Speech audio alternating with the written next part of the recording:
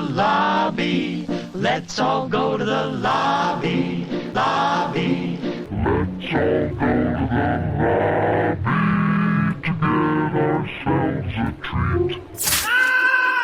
Hello, horror hounds, and welcome to Now Slaying, an It Slays podcast production where we break down the latest and greatest in the world of horror.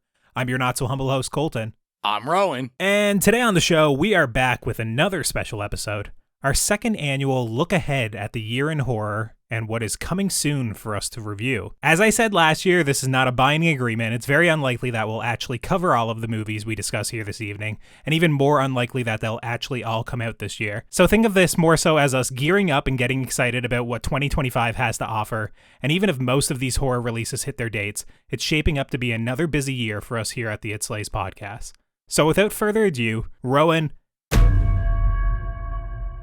how about you kick things off with our first horror release of 2025? So first up, January 17th. This is one I feel like we are going to review because we're going to have to. I'm a sucker for making Colton torture himself at the Blumhouse factory over here. We have Wolfman, directed by Leigh Whannell, which I don't know. We've done Leigh Whannell films, but like, I don't know. Like, I feel like he's kind of like underrated a little bit. James Wan took some of his shine a little bit. I kind of feel like the opposite. I actually really like Leigh Whannell. Yeah.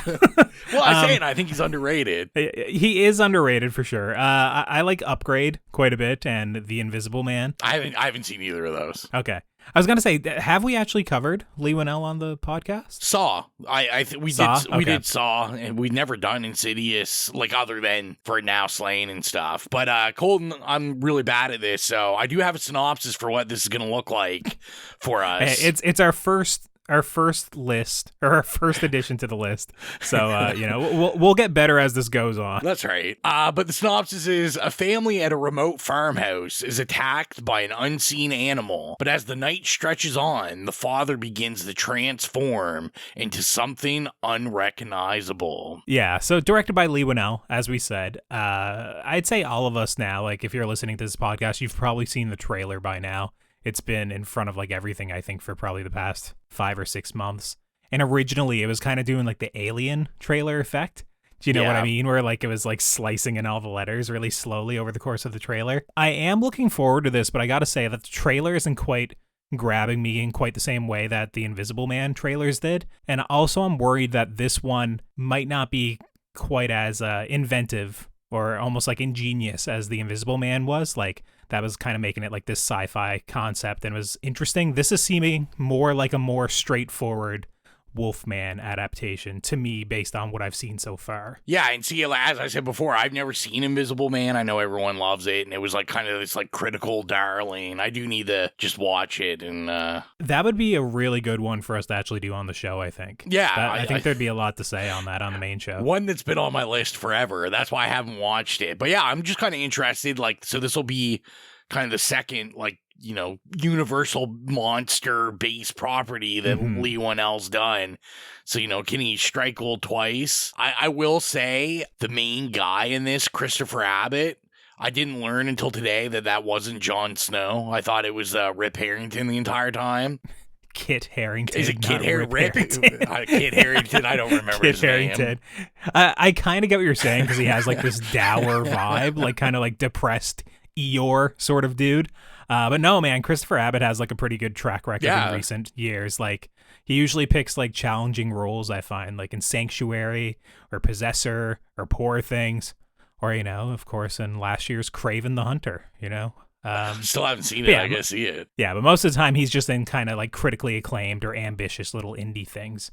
And then, of course, Julia Garner, also in this, where we've just discussed her on the show when we were doing kind of like what we've missed in 2024 with her performance in Apartment 7A. And, you know, I've seen nothing in the trailer that makes me think that she's not going to deliver another good performance here. So are we already having me putting my speech the beginning of this? I think last year it came a little later, of just my general Blumhouse speech, how I'm just like a sucker for Blumhouse, even though they hurt me every time. Just you know what was funny?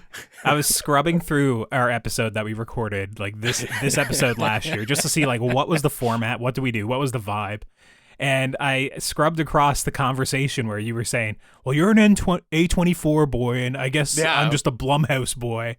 And here we are again, 5 minutes into the podcast, hashing it out. A Blumhouse boy that never likes any of the movies they put out, but just has faith that someday they'll crack the code. Yeah, you're sort of in like an abusive relationship, maybe even like the Wolfman in this movie, where you keep going back expecting something different, and you keep getting your heart broken. What I will say is that Ryan Gosling, weirdly enough, is attached to this in like a producer credit, because originally he was supposed to be starring in the movie, and then for whatever reason bowed out. And another like interesting detail is Winnell wrote this with his wife, Corbett Tuck, which this is her only writing credit. So who knows? Maybe she's amazing. Maybe it's a bit of like nepotism or, getting your family involved in the writing capacity. But yeah, I don't know. This is one that I feel like isn't like a slam dunk, but I'm still looking forward to it. And I hope that it rises above just being like a metaphor for alcoholism or something, which I think is like probably... the way most directors would tackle a modern Wolfman adaptation. So do you want to, why don't you kick us into the next masterpiece? God, I hate that I'm the one who has to introduce this just because this is not my vibe at all. I should have reversed this. Screamboat, coming out the end of the month in January 24th. And this one's little blurb is, a late-night boat ride turns into a desperate fight for survival in New York City when a mischievous mouse becomes a monstrous reality.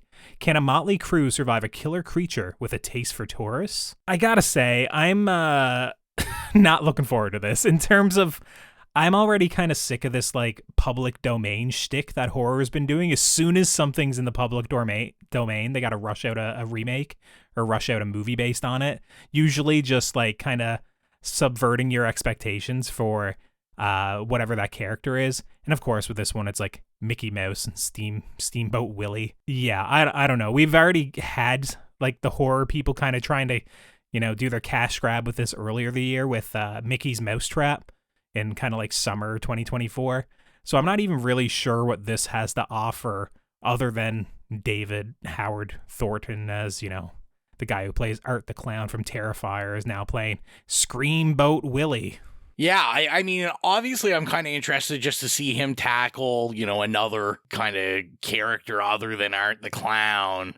And I had written down, because when I thought about this, I'm interested in this.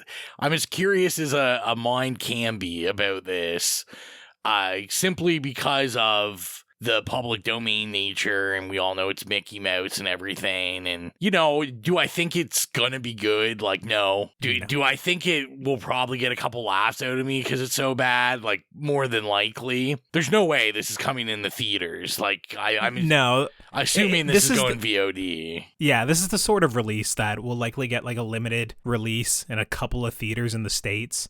And then it'll go straight to VOD probably like a month later, and by that time we probably won't even cover it on the show because it'll be just like too far removed, or we'll be too busy with some of the other releases coming up on this list. Yeah, and this is when I was looking up, this is like a first-time director, first-time writer. It's same director writer. So I don't want to pass too much judgments. Like, who knows? Maybe this guy is the next Stanley Kubrick. Just this is his first movie.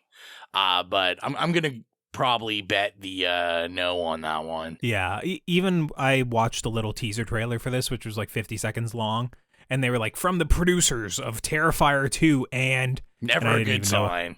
And I didn't even know what the other movie was, right? I was just like, okay, I have a horror podcast that I've been on for like 2 years now, 3 years maybe, and it's just like, I don't know what this other horror movie that these guys produced is. So yeah, they're just very much cashing in on the Terrifier name, which is why David Howard Thornton is even involved in this, I would say. But yeah, Rowan, how about you move on to the next thing on the list? Yeah, so January 27th. Yeah, Colton just giving me like the higher end stuff this go around. I really enjoy this. Yeah. But I'm excited to introduce this one, Presence. And I mean, you've got to say, directed by Steven Soderbergh, who, yeah, like not a horror guy, but like Ocean's 11 series, Traffic, Aaron Brockovich. Yeah. And written by, I'm sure, a guy close to Colton's heart. I'm familiar, with David Cope, believe it or not. Are you? Yes. Who's, Jurassic Park. Of course. Death Becomes Her, Mission Impossible, Panic Room. And we do have a little synopsis for this one. A family becomes convinced they are not alone after moving into their new home in the suburbs. So I was going to say, I'm actually really looking forward to this. The Ocean series, my jam, Traffic, a jam, like... it's Steven Soderbergh. Like, to me, I don't know if it's like, maybe I'm hyping him too much, but I'd say, like, he's probably considered, like, one of the upper tier directors that there is. He's a name. People know him for sure. Yeah. Like, he definitely has a brand that's not horror, which is the most interesting. Like, he's kind of known for, like, that Oceans vibe, or like a lot of like government stuff and agent stuff. And I think he has been experimenting in recent years, though. Like, I feel like he had some sort of psychological horror or thriller a couple of years ago, Unsane, that I think was filmed on a cell phone, if I'm not mistaken. He did. And if you go through his filmography, like when he was young, like just starting, he did a lot of like experimental films and stuff. Okay. So it's always kind of cool to see one of these guys come back and be like, let me see what's going on with that. And the cast, I'm like super interested in. Lucy Liu and Julia Fox, who, has just kind of been like Uncut Gems. Yeah. And then after that, just kind of like a tabloid queen for a couple years. But surprisingly, she's going to pop up a couple times on this list. So she is. Yeah. It's a big year for her. Yeah. Big year. But yeah, I mean, Soderbergh doing haunted house kind of thing. I watched the trailer for this. I don't know if you saw it. I'm interested. Like, I'm totally into this. So I can do better than just seeing the trailer. Oh. I've seen the movie already. Oh, have you? Yeah, I saw this at TIFF. This is the only movie on our list that I've seen, and I thought about cutting it just purely for that reason, but it's like, hey, at least Rowan can kind of say if he's looking forward to it. I'll give you a peek behind the curtain here. I've seen this. It was my fourth movie of the day when I saw this at TIFF, and I saw it directly after my least favorite movie at the entire festival. So maybe I was wore down or just grumpy, but I didn't like this very much. My review reads, even at a taut 85 minutes, presence feels long. Whether it's its subpar acting, messy dialogue, or floating camera gimmick, this didn't make for a very scary nor enjoyable film. So, hopefully you enjoy it more than I did. Like I said, my friend who I went to see a bunch of movies at the festival with, he didn't see the movie that I saw leading into this one, and he enjoyed it a little bit more. So I am hoping that maybe I was just beaten down a little bit by that point in the day. And that was one of the days where I had 5 movies to watch. So it was just, I was starting early, ending late. Long day sort of thing. But one movie that I'm actually very much looking forward to is our next one on the list, Companion, which comes out January 31st. Not the 32nd? Not the 32nd, despite what our notes might say. And this one says, a billionaire's death sets off a chain of events for Iris and her friends during a weekend trip to his lakeside estate. This one, I've seen the trailer a couple of times in theaters, but it's more so in front of like indie movies I've found recently. And I want to say that it looks really good. It's being marketed in a way similar to Barbarian, where, like, obviously the name Barbarian is featured prominently in the trailer because it's like, from the creators, the twisted minds of Barbarian or whatever. But it's also very much like presenting itself as a rom-com kind of in the beginning of the trailer as well, and kind of like lulling you in, evoking The Notebook, that sort of thing. And then very quickly turns to horror. And I think it has just a very fun atmosphere for the entire thing when I was checking it out and just kind of jogging my memory of this one earlier this evening. Yeah, I watched the trailer earlier today, and I had wrote down that, like, I think they did a good job, with the trailer, because it doesn't really give away much, but it looks like it's going to be violent, bloody, a good time. I don't know if I know it's a different subject matter, or it seems to be, but the trailer was really giving me vibes of Fresh. I was like, that kind of rom-com horror spin. And then obviously, like, Sophie Thatcher in it. Of course. We just did Heretic on Now Slain not too long ago.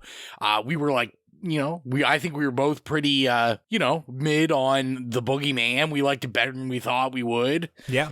And then, Jack Quaid just seems to be in everything now. So yeah, I do still like him though. Yeah, so do I. Usually when an actor like this is getting so much work and kind of like popping up in 3 or 4 things each year, you kind of get tired of him.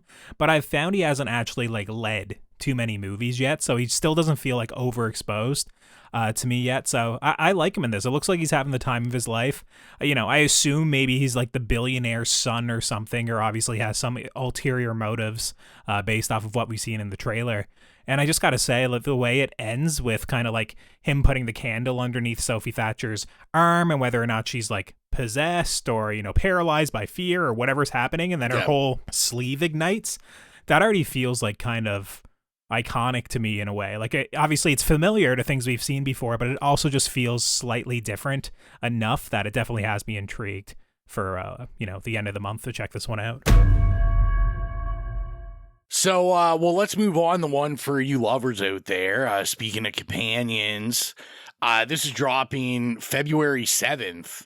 Hard Eyes. This is much more of like a Rowan pick. I'm glad we've got back to this. 100%. And there is like some, there is some horror power behind this.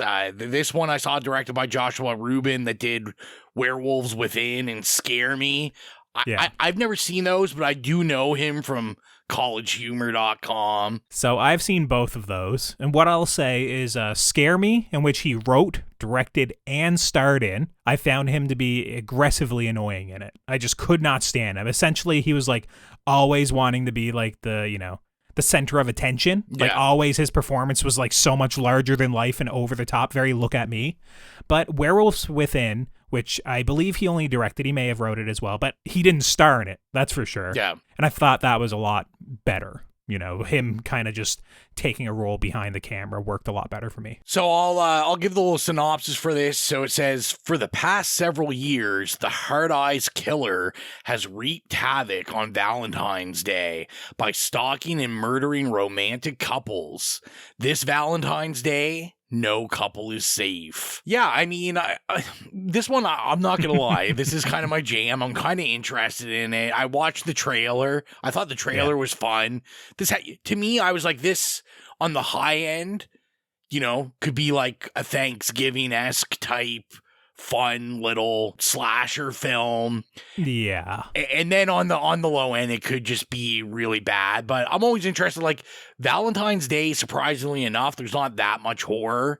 This obviously, what piques my interest is one of the writers on this is Christopher Landon, who I'm a big fan of. Happy Death Day, Freaky, We Have a Ghost, of course. Some Paranormal Activities. Yeah.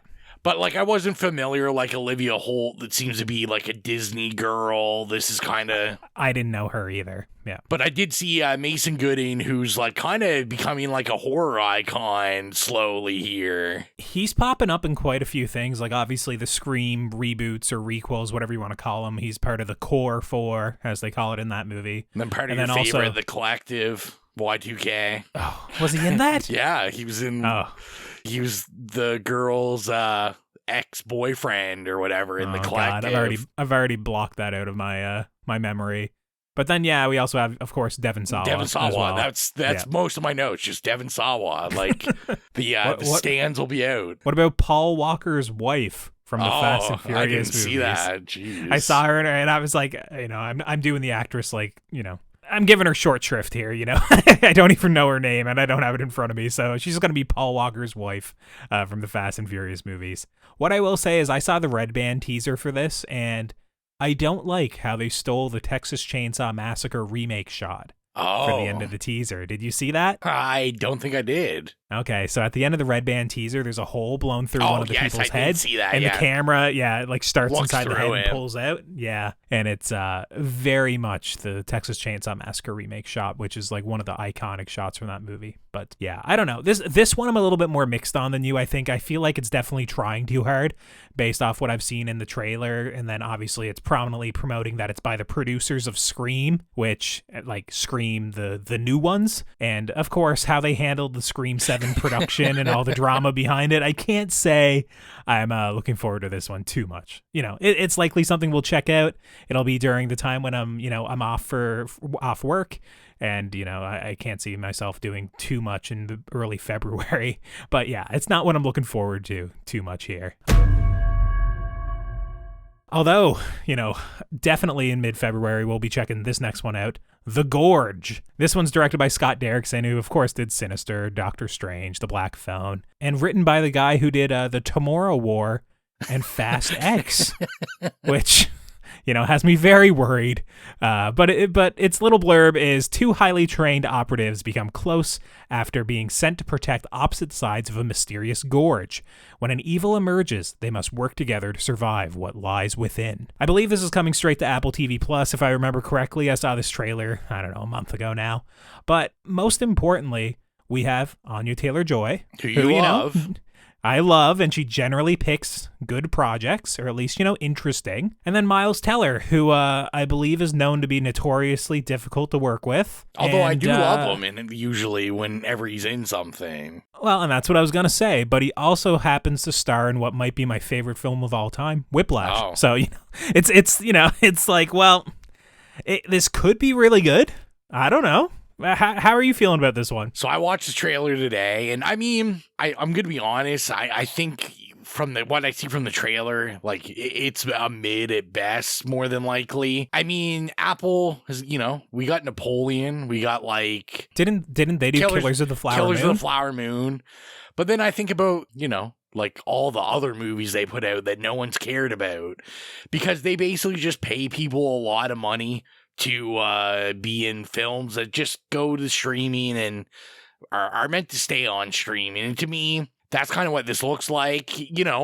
Maybe it's going to be a fun kind of sci-fi, action, horror type thing. But I'll be honest, I am not really looking forward to this. Although anything that will give me Queen Sigourney Weaver as a boss in it, I appreciate. Yeah, this is one where I think it's going to be fun. I think it'll probably be largely disposable.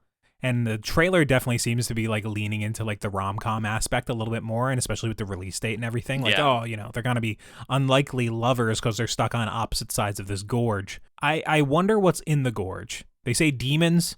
What do we think? Is it like a Doom level down there? Is it an A24 movie down there? What do we got in the gorge? Well, if you remember, which you probably don't, you said it was like a month since you watched the trailer. Yes. They do show a giant, like, looks like a dragon's, like, claw or, like, paw that like comes and reaches out of the gorge, and okay, that's kind of it. So it seems like there is going to be some sort of beasts or mythical creatures or something. All right, now I'm not looking quite as much. Now I'm not looking forward to this as much, but oh well, whatever. That's all we can do. Well, let's talk about something that I'm actually very interested in. February 21st, we have The Monkey, directed by, I would argue, someone that directed like one of the hottest movies of 2024, Osgood Perkins, who did Long Legs. And more interesting to me is that, this is being brought by Atomic Monster and James Wan. I just think they're a weird pairing, like a very bizarre pairing. But the synopsis is as follows. When twin brothers Bill and Hal find their father's old monkey toy in the attic, a series of gruesome deaths start. The siblings decide to throw the toy away and move on with their lives, growing apart over the years. Yeah, that Atomic Monster vibe, I want to say, I can get a little bit of a hint of that in this trailer. It does seem a little bit more stylistic, or, I mean, the call Long Legs, not stylistic, is just incorrect. But I mean, kind of more like pulpy, I guess, like more energetic. Like, this seems a little bit sillier, I would say, overall. Like, I assume Osgood Perkins is still going to have his filmmaking stamp on this. But as I was watching this, I was like, oh, this is definitely a sillier movie. I'm also impressed with just the turnaround time on this. Yeah. Like, like obviously he we don't know about post-production on either of these movies. Maybe they were filmed like years apart, but it's just, to have two big horror releases released within, 6 months of each other basically is quite impressive, especially for a guy who was just, directing small indie movies for, years, very slow burn fare most of the time. So to kind of have these like large releases coming out is pretty impressive. And then the cast in this one as well, like Elijah Wood, obviously he's a huge horror fan, we all know that. Tatiana Maslany, we got She-Hulk in there.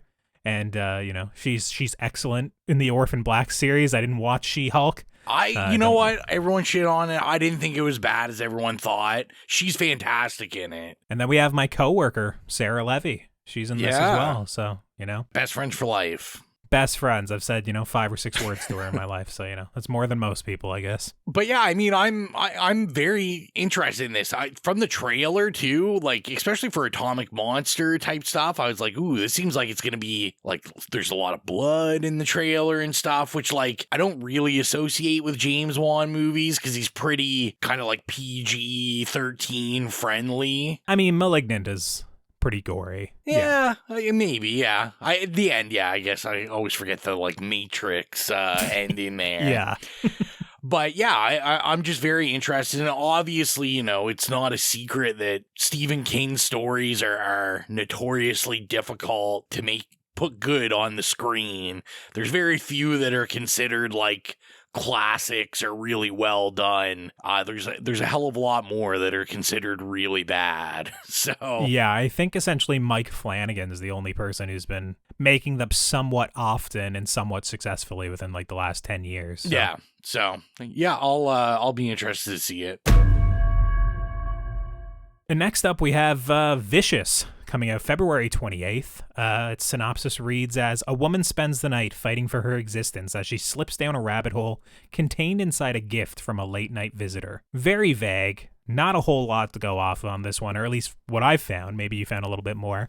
It's written and directed by Brian Bertino, who, of course, did The Strangers back in 2008. Not chapter 1 or 2 or 3, the original. He did The Monster back in kind of like the mid-2010s for A24, kind of like a lesser-known, earlier A24 horror release that very much doesn't fit with their current sensibilities. It's kind of just like your average monster movie pretty much. A little bit of trauma in there, I guess.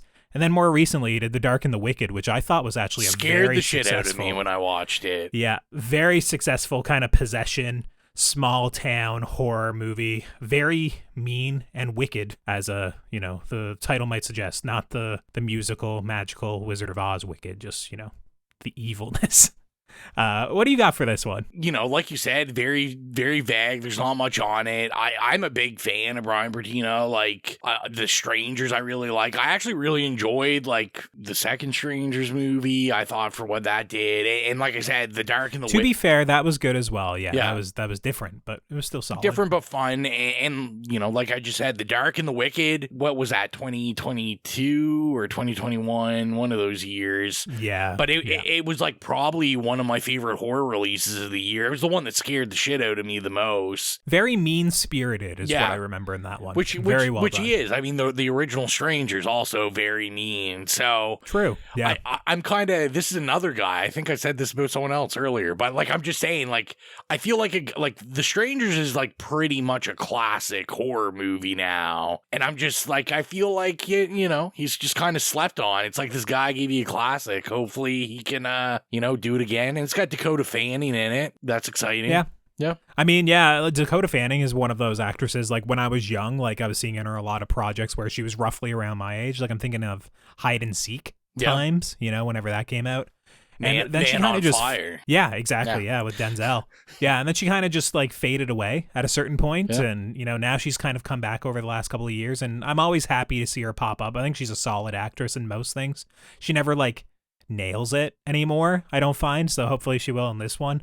And then we have Catherine Hunter of Megalopolis fame, but also The Front Room, which I didn't discuss. My God.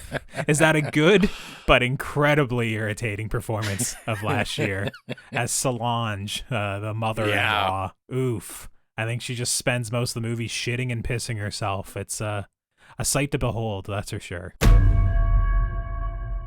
Well, speaking of women, let's talk about women in the yard. Speaking of women, I almost got him to cut this one off the list. That's because, right. I'm such a hater. I came through, though. This is coming out March 28th.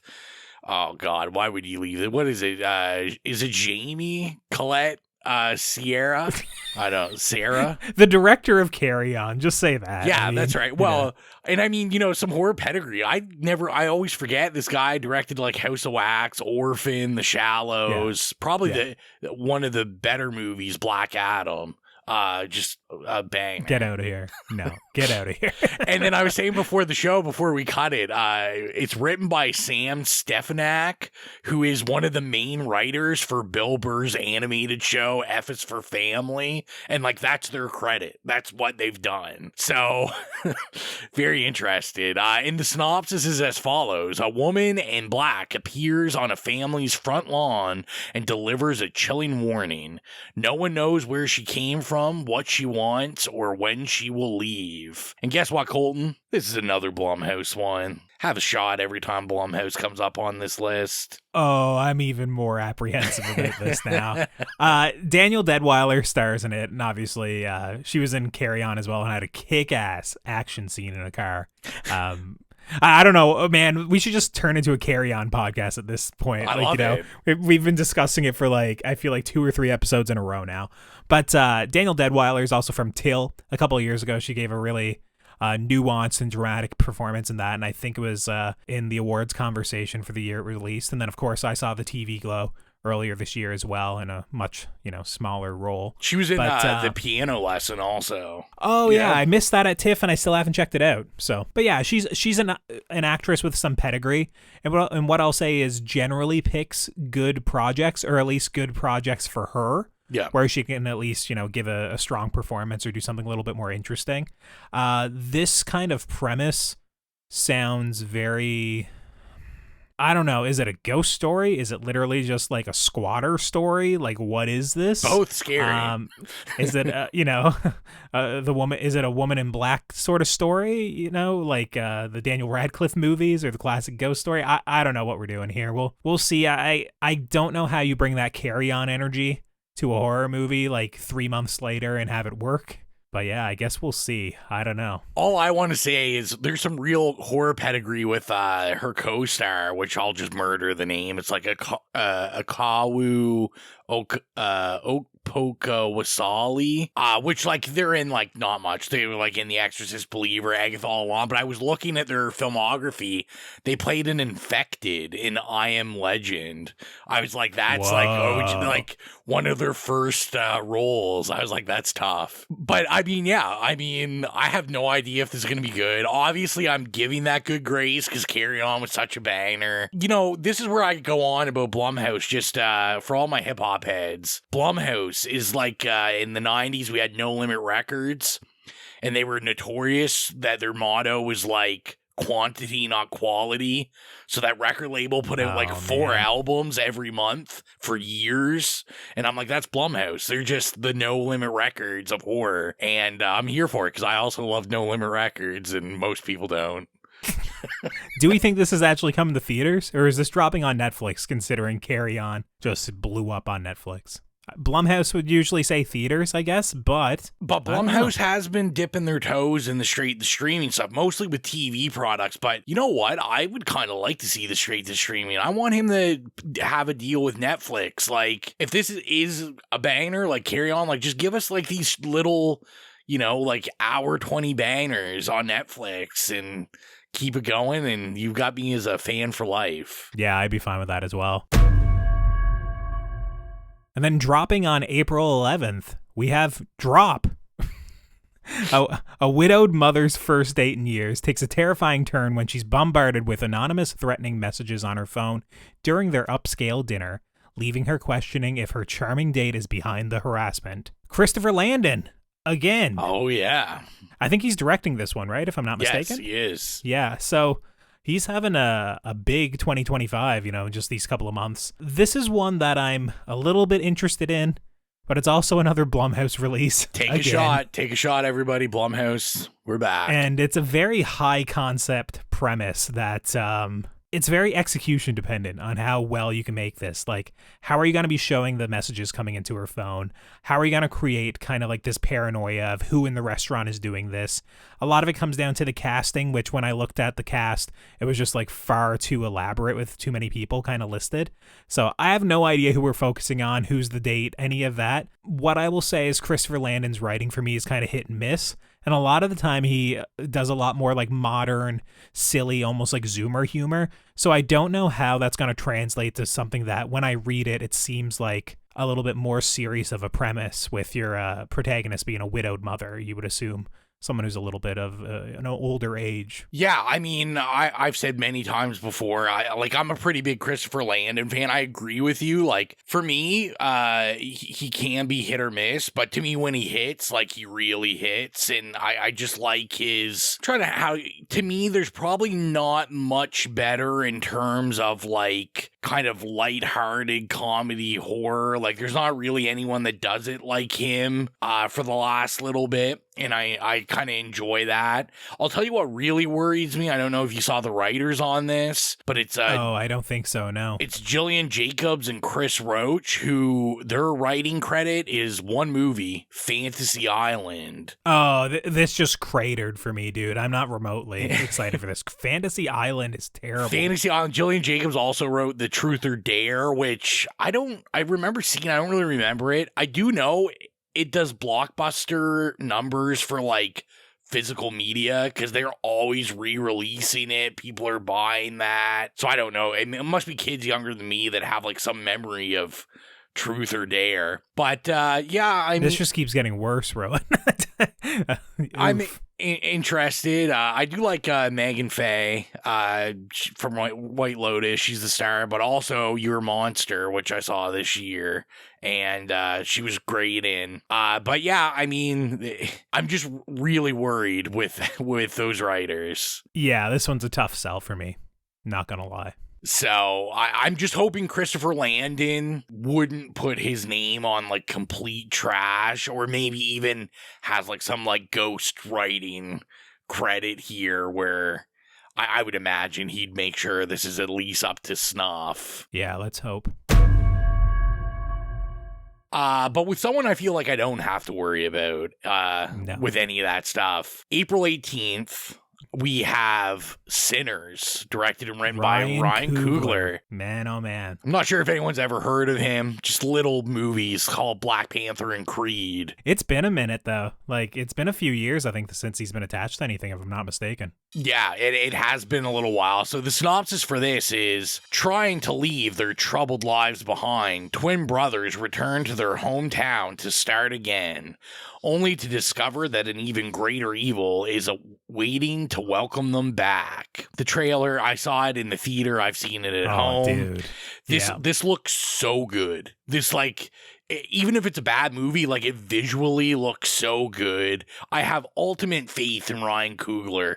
Now, up front, I've always said Black Panther, kind of thought it was overhyped. Not my favorite Marvel movie. Yeah. It's good. It is good, but like people calling it like a masterpiece or the best out of their like 20 movies at the time, it's not quite that good. And the visual effects, tough. Yeah, tough to look at. I mean, I do appreciate what it did, but like Creed is in like some of my all-time sports movies. I absolutely love Creed as well, the first one in particular. Yeah, it's fantastic. The cast for this looks awesome. Michael B. Jordan is just always good.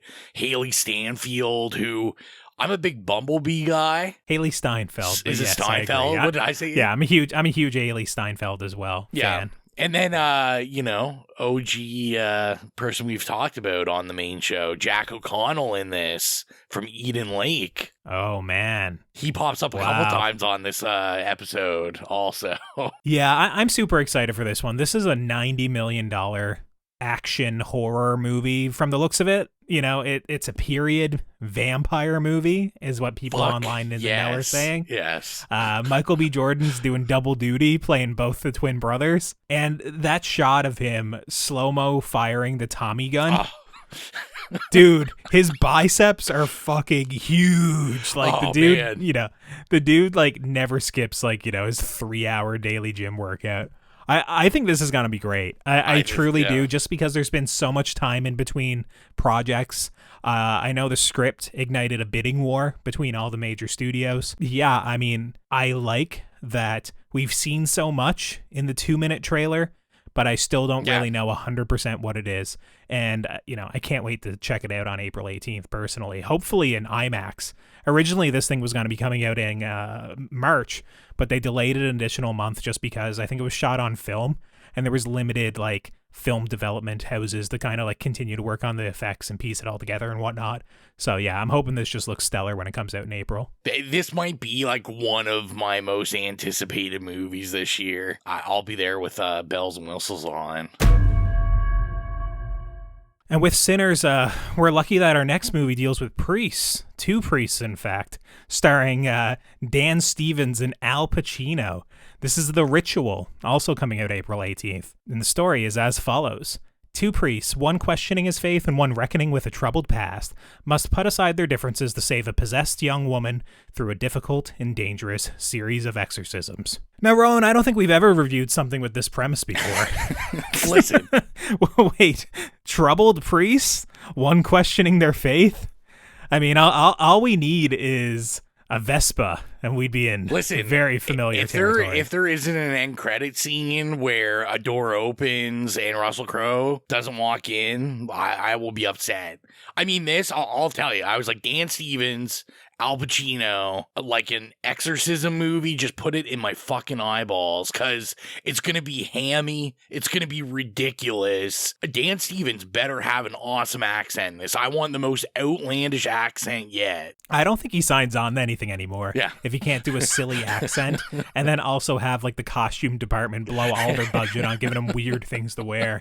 And I know he's a priest in this, so, he should just be wearing a black robe most of the time. But I don't know. They're going to find a way to make him a hip, cool He'll wear sunglasses, sure. Colored sunglasses or something. Yeah, there will be something. I'm wondering if this will actually be hammy. I feel like you can't cast Al Pacino at this stage in his career and actually expect a good performance, can you? I as long as he yells at least twice in the movie, I feel like you're good. You're safe. Oh, he's going to yell "The power of Christ compels you" or something similar to that, 100%. The director I'm not familiar with. I think it's his 3rd movie, if I'm not mistaken, though. Yeah, he directed Night Lights and The Killing of Kenneth Chamberlain, both of which have very good reviews. And I gotta say, I like the poster for this one. Obviously, it's simplistic. Yeah. But somehow they've figured out how to capture an exorcism on the poster in a unique way that, it's very visually appealing, lots of film grain. Looks very good, stylistic. So I'm hoping this will be good. Hopefully it's not quite as hammy as, The Pope's Exorcist or The Exorcism or, I don't know, probably half a dozen other movies I'm forgetting that we just talked about in the last couple of years. But, yeah, I don't know. Between this and Sinners, I'm definitely more so looking forward to Sinners. But I got to say, I'll be, this seems like a double feature day for me. Oh, 100%. And in no real good transition, because there's no way I can really cross this over. I guess, I don't know, do you like priests and clowns? In May on the 9th, we have Clown in a Cornfield dropping. The synopsis is a fading Midwestern town in which Friendo the Clown, a symbol of bygone success, reemerges as a terrifying scourge. Wow, that you killed that one, Rowan. Did I? Great job. Great job. So many words in these sentences. I was like, did I misspell or put the wrong word in? But I guess this is it. So this is directed by Eli Craig, who I have seen Tucker and Dale versus Evil a long time ago. I don't remember it. Yeah. I know it was kind of a thing. I'm interested in this. I own this book. I've never read it. Yeah, it's like Adam Cesare or Caesar or something like that. I think his name is something like that. Very successful horror series. There's definitely, a couple iterations in this now. And I know Jill read it, and Jill said she really liked it. She thought it was pretty good for a teen horror series. Yeah, obviously Zombieland. I'm familiar with that. I saw that. I thought that was pretty good back in the day. In 2017, they also did a movie called Little Evil, which I've heard of, but it doesn't have great reviews, and I also haven't seen it. I have some bad news for you, though. No. Eli Craig, the Zombieland that he did was the TV show they tried to launch for Amazon that lasted 0 episodes. Yeah, Okay. I saw that. I was like, oh, he did Zombieland. I was like, oh, maybe this will be good. And then I clicked on it. I'm like, oh, Zombieland, the TV show I've never heard of. I never even remembered that. Okay. But yeah, so, I'm interested in it. I'm assuming this is going to be like PG-13, PG-14. They're obviously going to want to get butts and seats of kids that have read this book. But, Killer clown, PG-13 slasher. I mean, I could see that being appealing and hitting at the right time in May, leading into almost like the summer. Yeah, I like Kevin Durant's the star of it. He was one of the better parts of Abigail, and he's been in a bunch of stuff. Will Sasso always kind of makes me worried. I'm going to assume Will Sasso is probably going to be the clown. He's kind of been... That would make sense. Embracing that villain role since he did the Becky movie or whatever. So, I really don't have any smart commentary on this other than I'm willing to give anything a try, so I'll check it out. Yeah, let's go to a really smart movie. Final Destination, Bloodlines. This comes out May 16th. I don't know if I believe that yet. I feel like they've been telling us that this movie's been coming out every year for the past 5 or 6 years. We talked about it last year. Oh, did we actually talk about it? Yes. So I tried to do that. I mean, I tried to cut the ones that we talked about last year for the most part, especially if there was... I think we brought it up at the end. Oh, okay. All right. Well, we got a date now. Basically, all there is to say about this movie is that the plot is still being kept under wraps. It is said to be differing from the original series' formula, which I don't like, because that's like one of the really fun parts about the Final Destination series, having a bunch of people survive a traumatic accident and then death coming to hunt them down in increasingly ridiculous ways that are a lot of fun. This production's been absolutely plagued with delays, COVID halting it, and then the SAG-AFTRA strike halting it. Just like, I don't know, they must have been like producing this like either in pre-production or like actually filming it for 5 years now. It's by the directors of Freaks from 2018, which a lot of people like a lot, but when I watched it I was very middling on it. I never saw it. Then they of course they went on to do the Kim Possible live action movie, which is just absolutely review bombed. I think it's like one of the lowest scores I've seen in a long time. So I don't know, this is like based on, we'll have to see what the strength of the freak accident is. Yeah. And then it will kind of be like, we'll see how competent the rest of the movie is. I do know the directors staged their own freak accident during the pitch meeting over Zoom, which is what, had them win, the kind of the directing gig. So that is fun. So at least they're passionate about the material. But yeah, I mean, dude, all that's really pulling me to this is that it's Final Destination. I've seen all the other ones, and that Tony Todd is in it, which is probably going to be one of his last on-screen roles, I would say, or at least getting very close to it. Yeah, I was going to say it's kind of sad because I saw an interview with him about this where he basically, I think he was excited because they had said that, he said in the meetings, if this one was successful, that they already had 2 other movies like planned in this trilogy that they planned on doing. The only thing that gives me like somewhat, I'm like, maybe is I saw Guy Busick wrote it, who wrote Ready or Not and Scream. He's part of that Radio Silence crew. Okay, so the thing not as exciting is he co-wrote it with Laurie Evans Taylor, who their only credit is Bed Rest, that me and Jill reviewed on Stream Screams. Oh no, that has Melissa Barrera starring in it, which wasn't the worst thing I ever saw on Tubi, but like compared to a movie we'd normally review like on Now Slaying or the main show, it wouldn't even make it. But yeah, I mean, I think this is going to be a disaster. We did talk about this, or I don't even know, maybe we did cut it, but I remember this has been in the rumor for so long. This was supposed to go direct to streaming. Yeah, HBO Max. Yeah, they had there was rumors it was going to be a show, not a movie. I think this is just one of those things that they're just going to dump and see if they can get people to go see it just on the strength of it being Final Destination. Yeah, they're just going to try and make some quick cash. So next up, we have June 20th, 28 years later. I'll give you the synopsis. I mean, I don't feel like I have to do that much introduction into this iconic franchise, but yeah, the third entry in a trilogy of basically iconic zombie movies at this point. The synopsis is a group of survivors of the rage virus lives on a small island. When one of the group leaves the island on a mission into the mainland, he discovers secrets, wonders, and horrors that have mutated not only the infected, but other survivors. Yeah, Danny Boyle, he's back. Alex Garland writing. Yeah, I'm kind of surprised that we're actually getting this after all this time, because this is another one that they've been talking about for, it must be the better part of 10 years now. Yeah. This. Yeah, and I mean, I remember seeing 28 Days Later when it came out, and it just, like, changed my world. Like, it was my favorite movie for so long. I feel like when 28 Weeks Later came out, like, a lot of people kind of shat on it a bit, but yeah, that's what I feel too. I enjoyed it. I remember 28 Days being huge, and then Weeks kind of being middling or, weaker.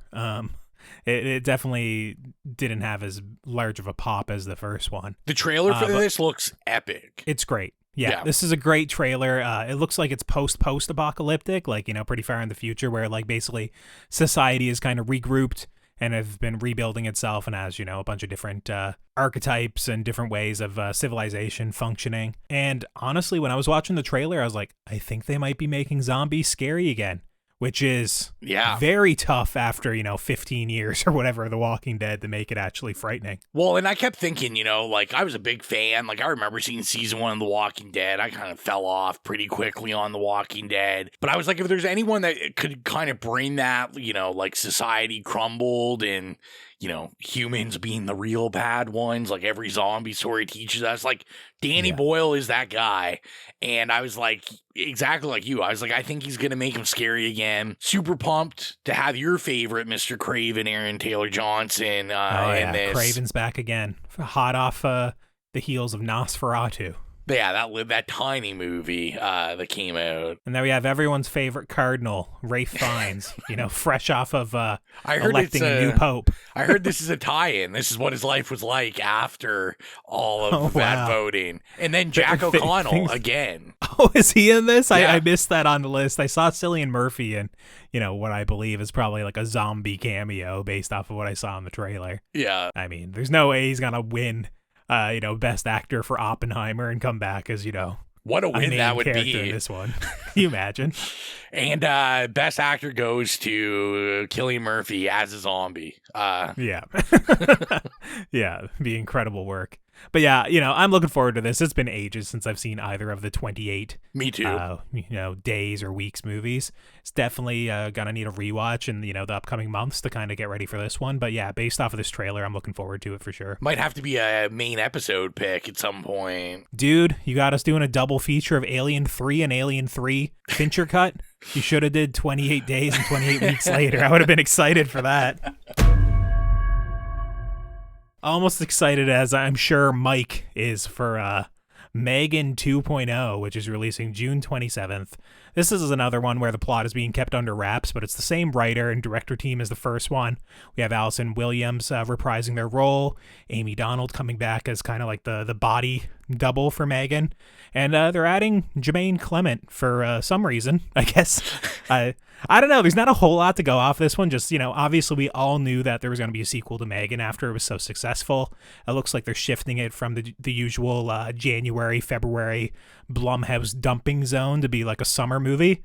And, I'm expecting this one to be huge at the box office when it releases. Yeah, so everybody take that shot because, Blumhouse, we're back at it again. I mean, honestly, I'm not even like mad at this one. I had fun with the first one. It was kind of like unexpected fun. I feel like when we went and saw that to review it, like I really wasn't expecting anything. And then I was like, you know what? This is like kind of fun. And, I did end up watching, like, I bought the 4K and I got the unrated cut, and the unrated cut was like a little bloodier, and I was like, sweet. And yeah, this one, I'd like to see them. I don't want them to go too serious or like more silly. I think they just kind of need to do the same thing. Give us, at least one good dance sequence, and, I think we're good. We need a new dance for everyone to do on TikTok. And what I will say, what I want is a little bit more gore. The first one was very, very basically bloodless, even for a PG-13. Let's make Megan a little bit meaner this time. Just a little bit. And I'm stealing the next one. Yeah, 100%. I felt wrong just saying it. So our next one on the list is Jurassic World Rebirth, which comes out July 2nd. And I don't even know if this is going to be a horror movie, if I'm being honest. I don't know if we'll cover this on the show. But the vibe I've been getting based off of the couple of screenshots released and the fact that they're making such a big deal over David Cope returning and, relating his name to Jurassic Park and The Lost World, I'm hoping this is going to be a slightly more serious movie. Obviously, it's probably still going to be a $200 million blockbuster, so I'm sure it's full of CGI dinosaur bullshit. But I'm hoping they can kind of make dinosaurs at least a little bit scary again, similar to, Danny Boyle with the zombies. And yeah, it's starring Scarlett Johansson and Mahershala Ali, who, Scarlett Johansson, I say, is like body of work's a little bit more shaky, but Mahershala's pretty solid. Yeah. Obviously, we're going to forget about Blade, which has been in production hell for 5 years. But outside of that, the dude's got a pretty solid resume. And, he's just an excellent actor. I can't see himself signing onto this if it was absolute garbage. The plot's pretty brief right now. It says 5 years post-Jurassic World Dominion, an expedition braves isolated equatorial regions to extract DNA from 3 massive prehistoric creatures for a groundbreaking medical breakthrough. Rowan, do you care at all about this? Have you even seen the Jurassic World movies? I have not seen them. You know what? I will make a promise to you, Colton, that I will see them all by the time this comes out, because I've been eyeing, I need to get a good little Jurassic Park 4K box set. So they keep releasing them every other year. I know. Yeah. I feel like I can just get the one that's out now and then build on from there. So I've never seen any of the last 3. I remember going to the theater to see the first one. I remember going to the theater to see the second one. I know I saw the third one, so I must have went. I'll be honest, I was a little surprised that this quickly they were revisiting the franchise, because I had thought they had kind of said we're gonna put it down for a little bit. But you know what? People love that money, and they need the money. So yeah, I think what it must also be is that clearly Gareth Edwards, he's hot off the heels of The Creator, which is like a movie I love. It looked like a $200 million movie for half that.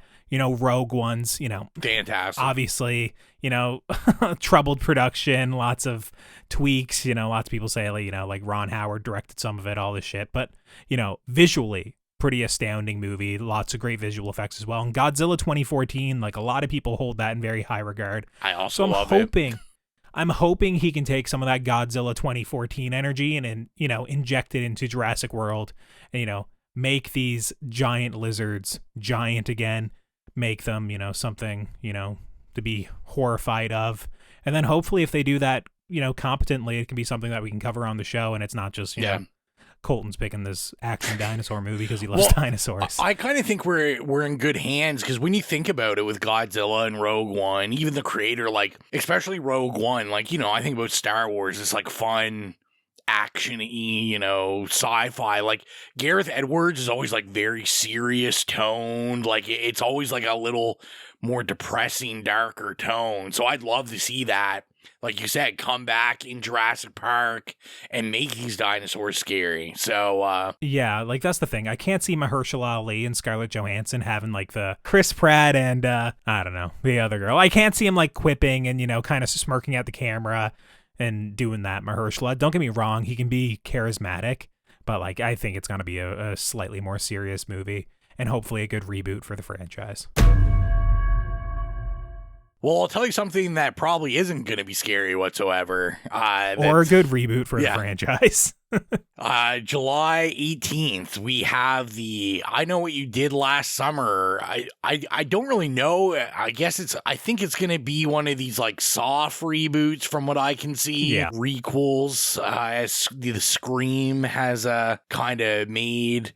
So the synopsis for this is just a group of friends is terrorized by a stalker who knows about a gruesome incident from their past, which is literally the 3 other movies and the TV show. This one written by or directed by Jennifer Caton Robinson, who actually did do Revenge, that I kind of liked on Netflix. Yeah, I was going to say, I haven't seen that, but I've heard good things. Yeah, and also was a writer on Thor, Love and Thunder. And I saw I don't know if I think she's directing and writing a movie that has been an argument with me and Colton because I think it's trash. I think she's doing the live action remake of Tangled. She signed on to that project. Yeah, I love Tangled, but, well, I guess it probably has been 15 years. Maybe you can make a live action remake of that. It makes more sense than Moana. Yeah, so, but yeah, I mean, with this one, I guess like anyone my age, like I remember seeing these, having fun with these. We reviewed the first one on the main show, and I remember all of us just kind of being like, man, this is not as good as nostalgia may have told us. Yeah, it's just one of those series that it's just like, it's not as good as Friday the 13th or Halloween or Nightmare or Scream or you know, probably another half a dozen, you know, realistically. So it's kind of like, there's a good reason why there's only been like 2 or 3 of these and it's kind of fizzled out. And, you know, obviously they're just trying to make money based off of the name for the TV series and whatnot.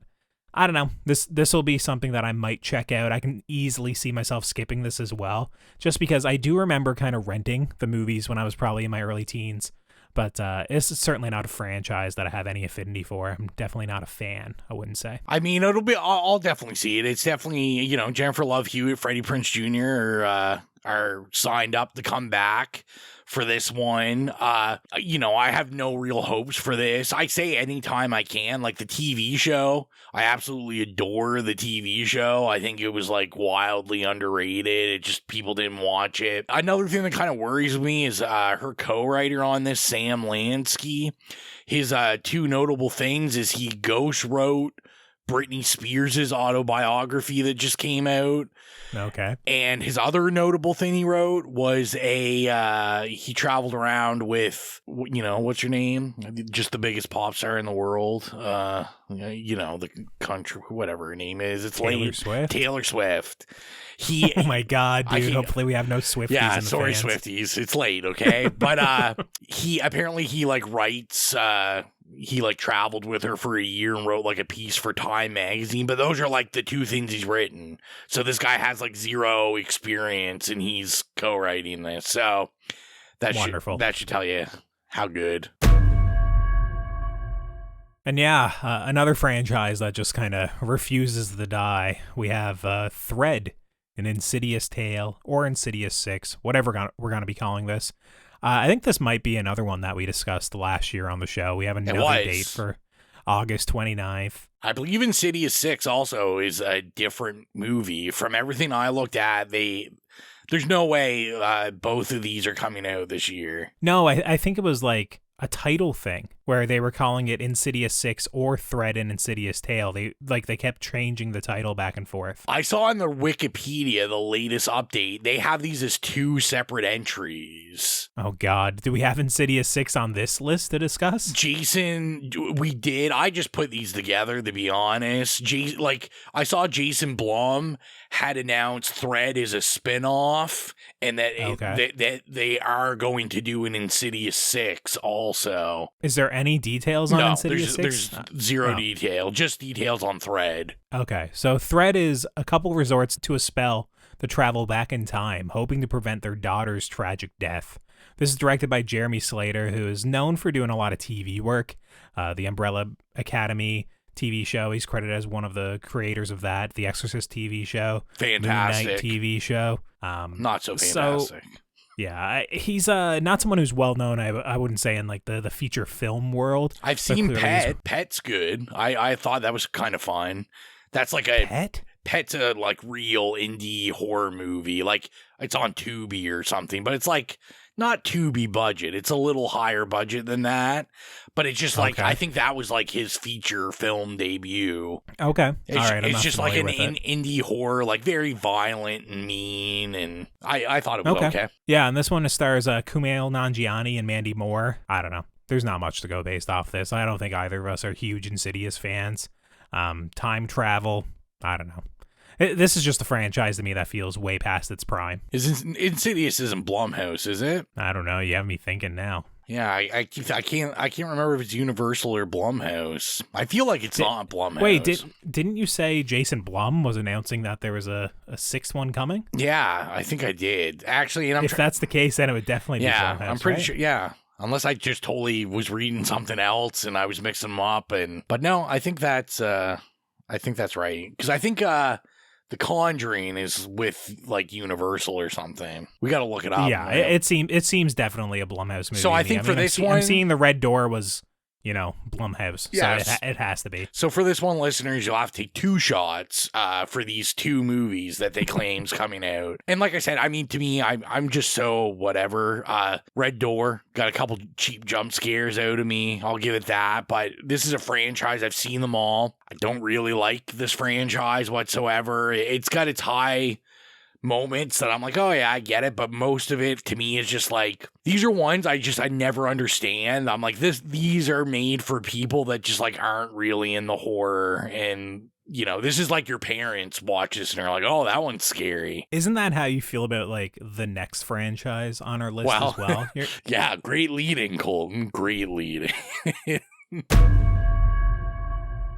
So we have September 5th, The Conjuring, Last Rites. And we do have a synopsis for it. Paranormal investigators Ed and Lorraine Warren take on one last terrifying case involving mysterious entities they must confront. Yeah, this one. Michael Chavez directing, who's coming back. He did The Conjuring, The Devil Made Me Do It. He did Nun 2. He did Curse of La Llorona. Yeah, the only thing that kind of has me interested is 2 of the writers on this wrote The Autopsy of Jane Doe. Okay. Which... That's a solid one. I haven't seen, but I enough people I know love that movie that I'm like, okay, and I know it's like a classic. Mm-hmm. But yeah, this is a franchise also, none of them have ever done anything for me. A lot of they're keeping it pretty close right now, but all the inside guessing I've seen has said people are imagining that this might be an Amityville story, and that, because of course I know they were saying this is gonna be the last film they do for The Conjuring, and everyone kind of assumed if you're doing Ed and Lorraine Warren, you're probably gonna do Amityville as your like big finale. But I don't know. The mysterious entities kind of doesn't seem that. But who knows? I don't know. Do you have any feelings with The Conjuring, or? Like, I'm definitely a bigger fan of the franchise than you are, but once you get past the second one, I mean, everything else is essentially terrible, right? Like, The Devil Made Me Do It is awful. The Nun is basically unwatchable.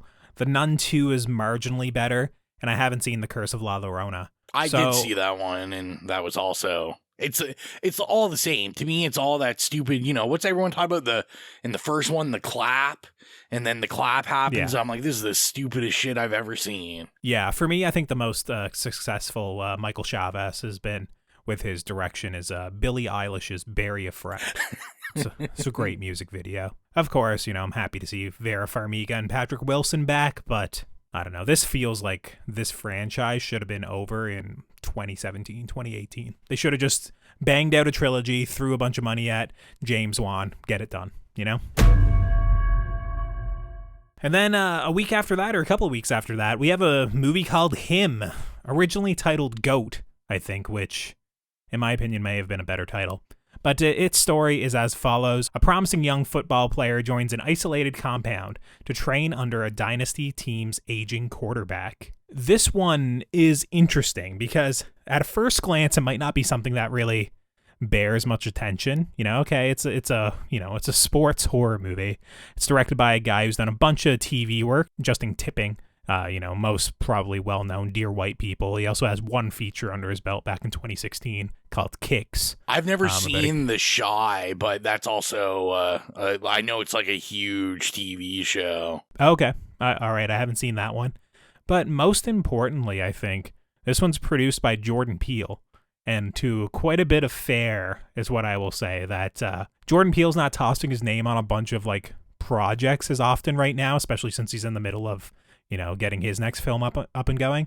So it's pretty interesting that he did put his name behind this one. Yeah, I think this has a lot of promise. Marlon Wayne's in the cast.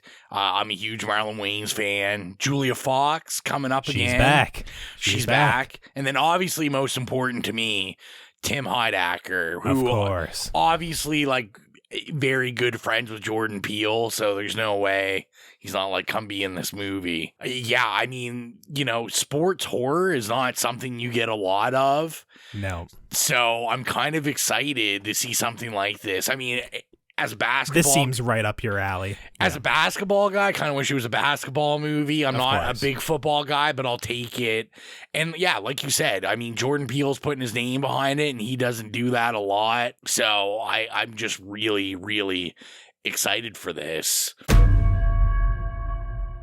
And one that people might be surprised that I'm kind of excited for. September 26th, we have Saw 11. There's no plot for this out yet, but let me tell you, I'm going to assume people are going to be put in traps, and they're going to have to make some real decisions if they want to survive. Do you want to play a game? But we got Kevin Greutert coming back. He directed the last one, Saw 10, which you and me really enjoyed. I think Jill also really enjoyed. Yeah, we all gave it a yay, I'm pretty sure. Yeah, really one of the only guys since 1L that like did something different with this series and made it look different and feel different. I also was kind of interested. I saw, I never realized, but Marcus Dunstan, who's the writer of it, who wrote a bunch of the Saw movies, but I never realized he also did the Collector series, which I actually really enjoyed, and Feast, which I've talked about on the main show a couple times that I like. But yeah, I mean, I don't know about you, but yeah, I'm very excited because I liked what they did with the last one, so I'm kind of interested to see where they take it. I feel like these guys have kind of revitalized this franchise because I felt like they were willing to do stuff that they've never done before, make it look different, and I'm hoping they'll keep that up with this, and they'll give us something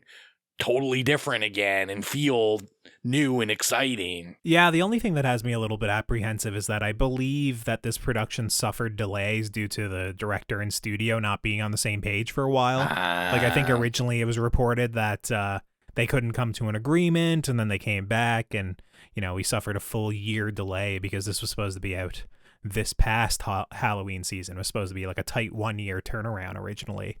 And then also the fact that I think it's going to be a direct sequel to Saw X, Saw 10, Socks. Okay, Socks. Which, if that's the case, we're starting to really run out of time about when are we going to just get to the Saw 1 territory, you know? Because Saw X is a prequel to Saw 1, so that means Saw 11 would still be a sequel or a prequel to Saw 1, but a sequel to the prequel. We're starting to get confusing, just like the rest of the Saw series. So I mean, it's something that Saw fans are used to, but I don't know. It just winds up being like, at what point? At what point do we just stop trying to make it make sense in the world of Saw that this is, you know, this prequel takes place 1 week before Lee Winnell was chained up in a basement, you know? Like, okay, cool. Do you feel like anyone would really care who, like, Jigsaw is? Like, people just want to see the traps and stuff, like... Oh, actually, I said no too quickly on that. I do think people do care. I think a lot of people care. If it's not Tobin Bell, I think you'll have a minor riot. And then if, like, his successor wasn't Amanda, I think you'd have an issue as well. But of course, you know, there was all that was in the main series, I'm sure, if we go back and discuss the other like 8 or 9 movies. But I think Tobin Bell has actually been, you know, announced to be reprising his role somehow again as Jigsaw in this. So, you know, rest easy, Saw fans. He's back again.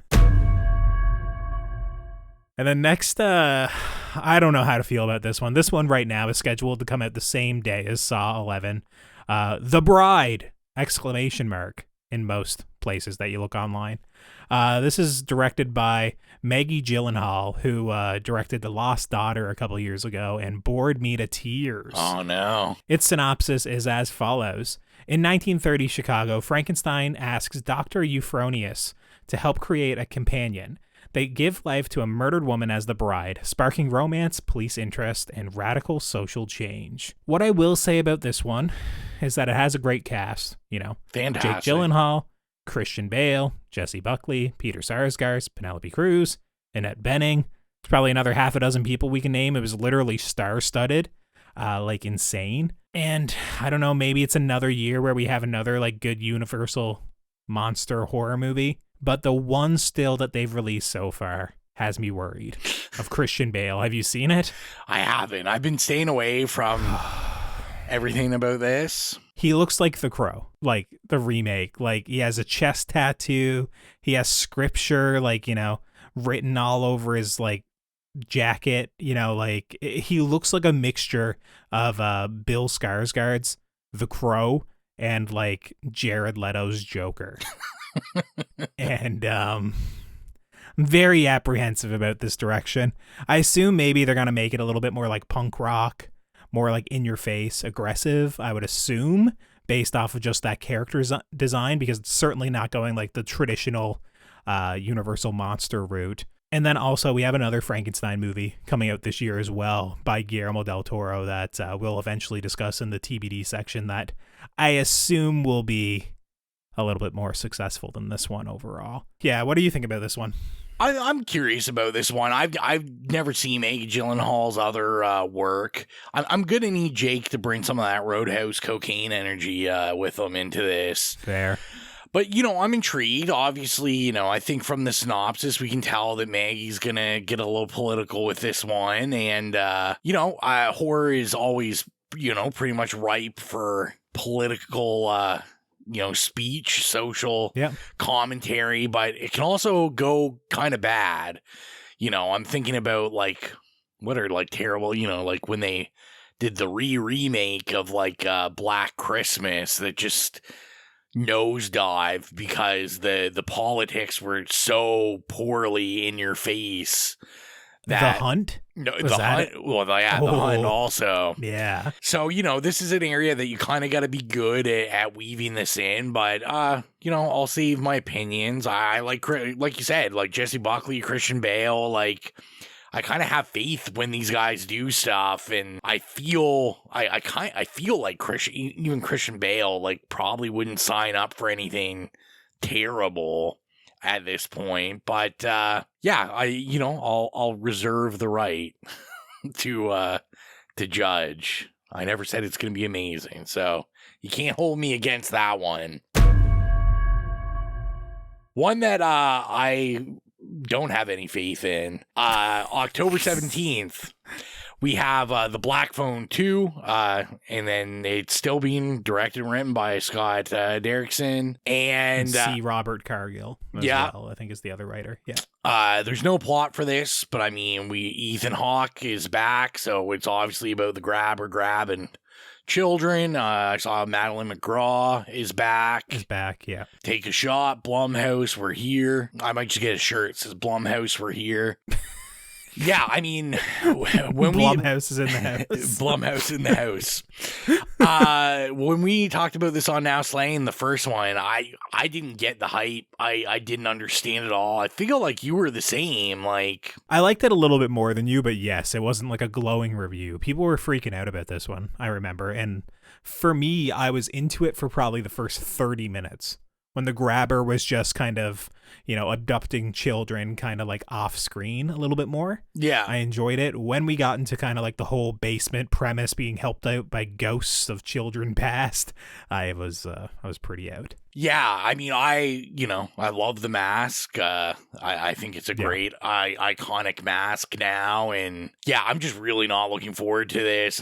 But like I said, we seem to be in the minority because seems like everyone I know other than us thought this movie was so awesome, and they were doing the Blumhouse is back, the Black Phone. I do think this is a cut above for a lot of Blumhouse stuff, to be fair. It's not a fantasy island. But yeah, it's still, I'm not looking forward to this a whole lot. I do C. Robert Cargill, just in terms of, his very positive writer vibes on the internet. And, Scott Derrickson's good to follow as well in the horror world. He's pretty, upfront about, filmmaking challenges and whatnot. But yeah, it's just, I don't know if we needed a sequel to this. I know it did well. It's just, I don't know where we're going. Hopefully it'll surprise us both and it'll be a solid entry in October. I think that's it for October. Next we have Predator Badlands coming out November 7th. This is another one where the plot's being kept under wraps, but it's Dan Trachtenberg. He's back with another Predator movie following Prey. He's also known for Black Mirror's Playtest. A lot of people love that episode. And 10 Cloverfield Lane. I do believe where Prey took place in the distant past, this one's being rumored to take place in the distant future. Well, I'll tell you what, fella. I got a little write-up I found on this one. Oh, all right. Spit it out. Let me get... So the synopsis I found was, in the future, a predator traverses on an alien wasteland while two sisters discover their horrifying past. Okay, well, there we go. I mean, then what I've heard about the rumors of it being set in the future is correct. What I'm hoping with this one is that they managed to bring some alien Romulus energy to it. Because... we both gave Prey an okay on Now Slaying. So, you know, it was an all right watch, but we both, I think, liked Alien Romulus a lot more. So I want some of that energy in this movie. I want it to be, you know, a little bit more inventive, a little bit more interesting to watch, and just a little bit energetic overall, I think. I thought Prey was good. To me, it's kind of, you know, when you have Predator and you have Alien... Alien's the scary one. Alien's the one you make scary. To me, Predator, you know, and maybe it's not a popular opinion, but, you know, there's a reason I like Predator too, and that's like, Predator's like kind of silly. It should be like kind of fun. I mean, even the first Predator is super funny. Just like jack guys coked up, just, you know, oiled up, shooting giant guns. Barely a horror movie. Barely. Yeah. So to me, it's like I'd kind of like to see that playfulness come back into this. I mean, do I think that's going to happen? Probably not. I think, you know, they're probably going to stick with that kind of mood of the original Prey. I've got to look. I should have looked closer into this, but I feel like Predator Badlands is a book or a comic series from the 90s. Like... I feel like Predator or Aliens had like a series somewhere called Badlands. So I'll have to dig into that more. I mean, it's not going to matter. I doubt these guys are copying like some paperback novel that came out in like 1996 or something. Yeah, Dan Trachtenberg doesn't strike me as someone who would adapt something like that. We have Alien and Predator both back in like the, you know, the discussion in the zeitgeist again.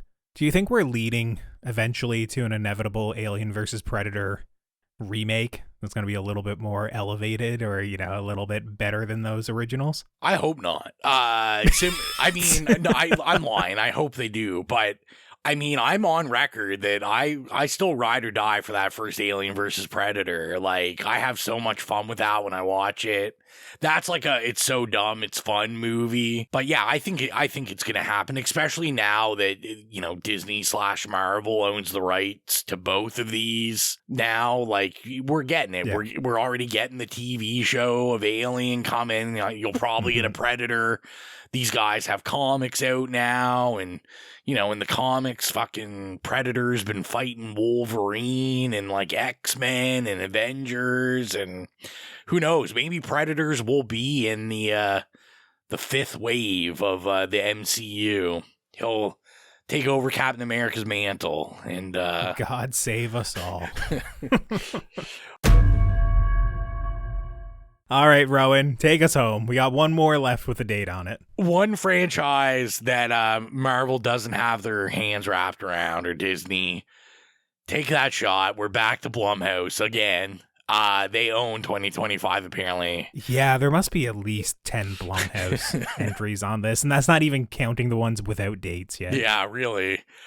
December 5th, we have Five Nights at Freddy's 2. And the synopsis I found was, anyone can survive 5 nights. This time, there will be no second chances. Oh, no. So, we've got Emma Tammy back, writing, directing. She did the first one, did The Wind. I still haven't seen The Wind. Yeah, continuing to break my heart with the Five Nights at Freddy's franchise instead of doing good indie horror like The Wind. But then again, I think I'm the only fan of The Wind, so... Yeah, I really want to see it. But I mean, I remember us reviewing this first one. We both hated it. That's not true. No? I gave it a nay. You gave it an okay. I gave it an okay. You know what? But I remember giving it an okay because I thought it was good for kids. And I said the kids were enjoying it. I didn't want to be the old man. It wasn't for me. Maybe this time around, I'm sure we'll review it. This time, maybe I'll look into the lore a little more so I know, when the kids are standing up in their seats this time and cheering for stuff, I'm not the old man. Like, what's going on with these kids these days? Oh my God, it's Golden Freddy. It's a theory about Ennard. But I mean, I get it. I mean, this movie made money. This movie... Yeah, it was huge. It was huge. It was mad. Like, this has to be one of the biggest movies Blumhouse has done money-wise in the recent future. This was a no-brainer, right? The come back with a sequel to this. And of course, I'm giving Emma Tammy a hard time, but realistically, it is like the wind didn't do anything for her. So, I mean, this is... obviously pays well. She still does get to put her directorial stamp on it. A lot of more people are going to know her for Five Nights at Freddy's and The Wind, that's for sure. And what I'll say is that, like I've probably said on the Now Slaying, there's a lot of lore to explore here. They set up numerous things in the first one. They just got to pull out some different threads.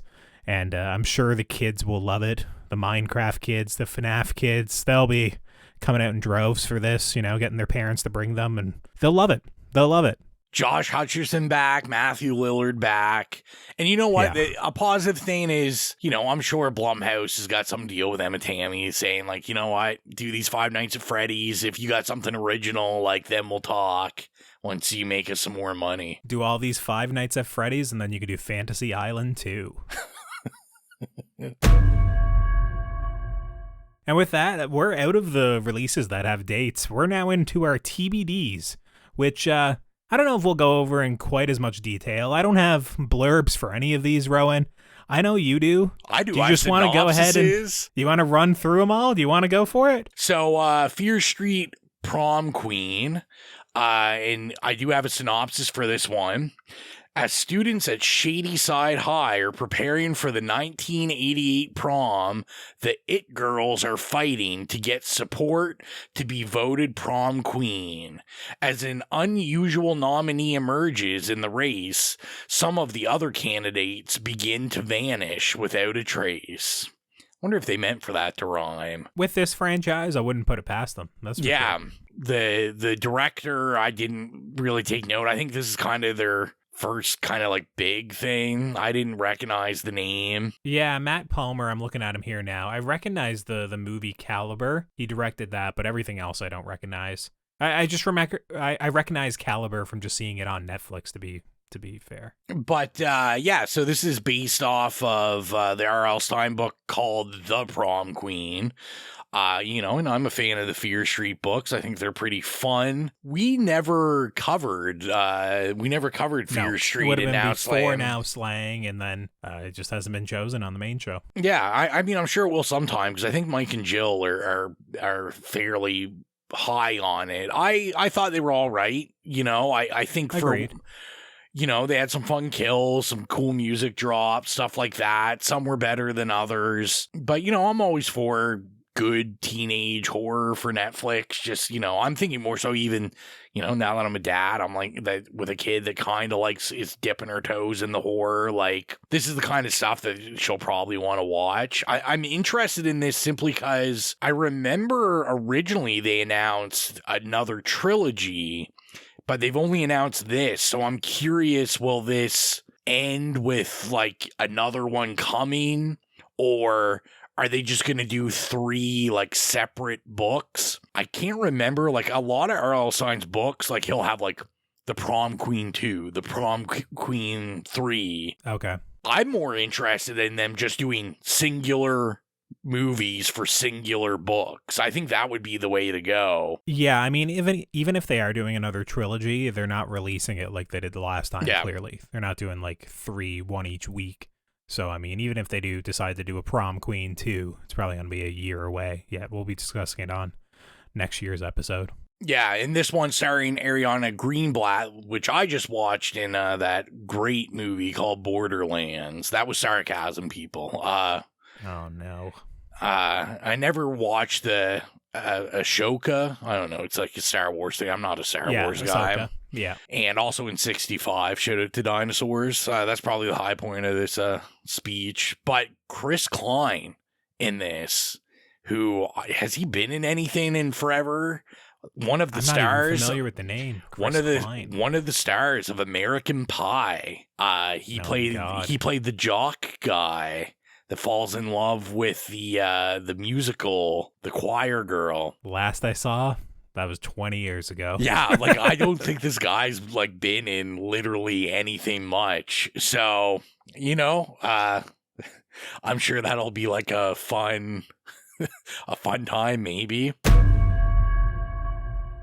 So next up, You're taking this one. I don't even care. I'm literally, you talk about the Poohniverse, you can talk about all these movies. Have a grand old time. I got nothing to say about any of these. So let me talk, people.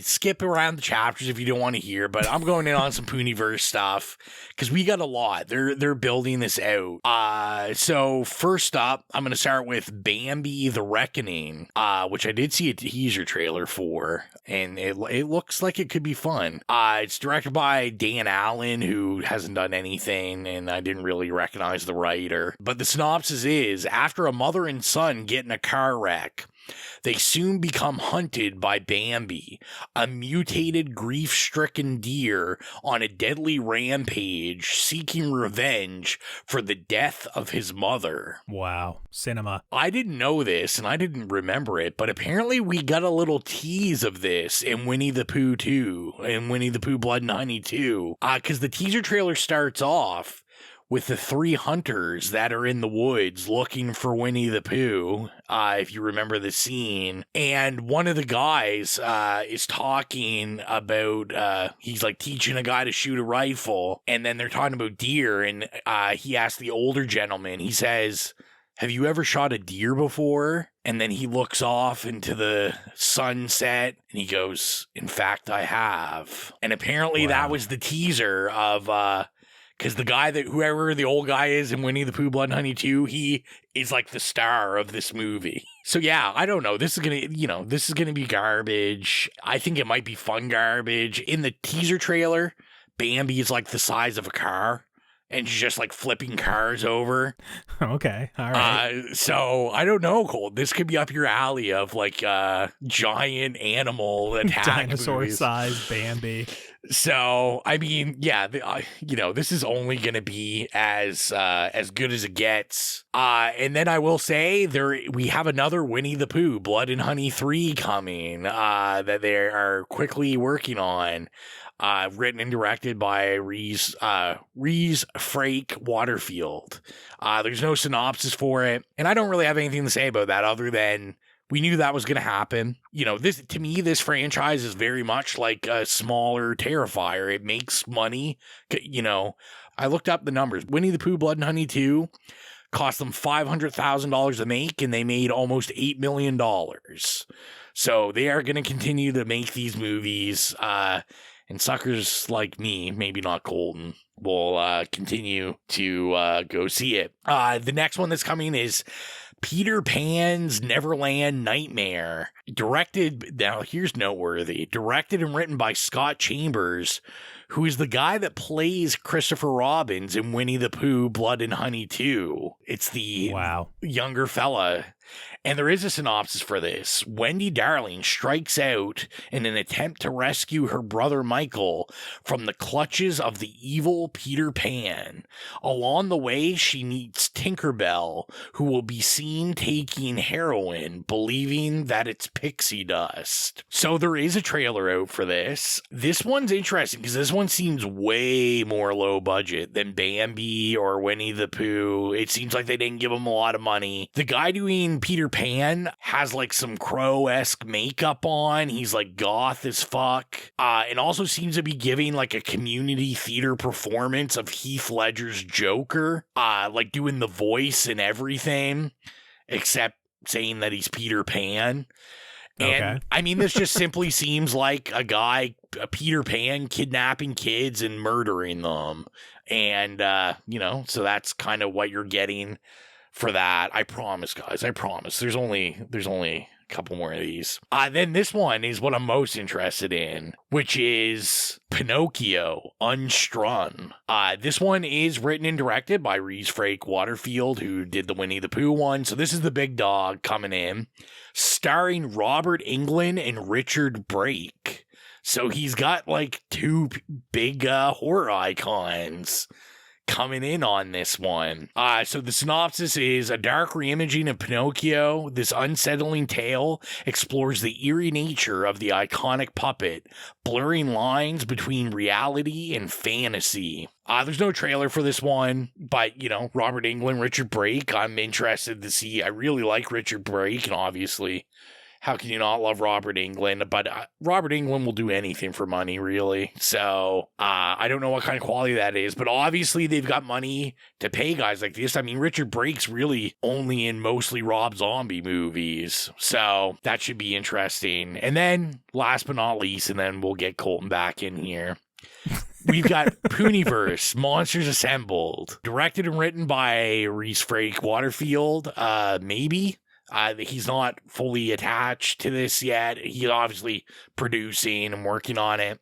No stars for this yet, but there was no synopsis, but I can talk about it a little because I saw a little interview with him. So apparently the plot reportedly includes characters from each of all the movies that have come or I've talked about, and as the murderous versions of characters from children's fairy tales team up to hunt down the individual survivors of their massacres from each movie and seek to take over the world in the process. And they've also announced who we're getting. So the team of nightmarish monsters will include returning characters Winnie the Pooh. He will be the team leader. I can't believe he said that, but that's okay.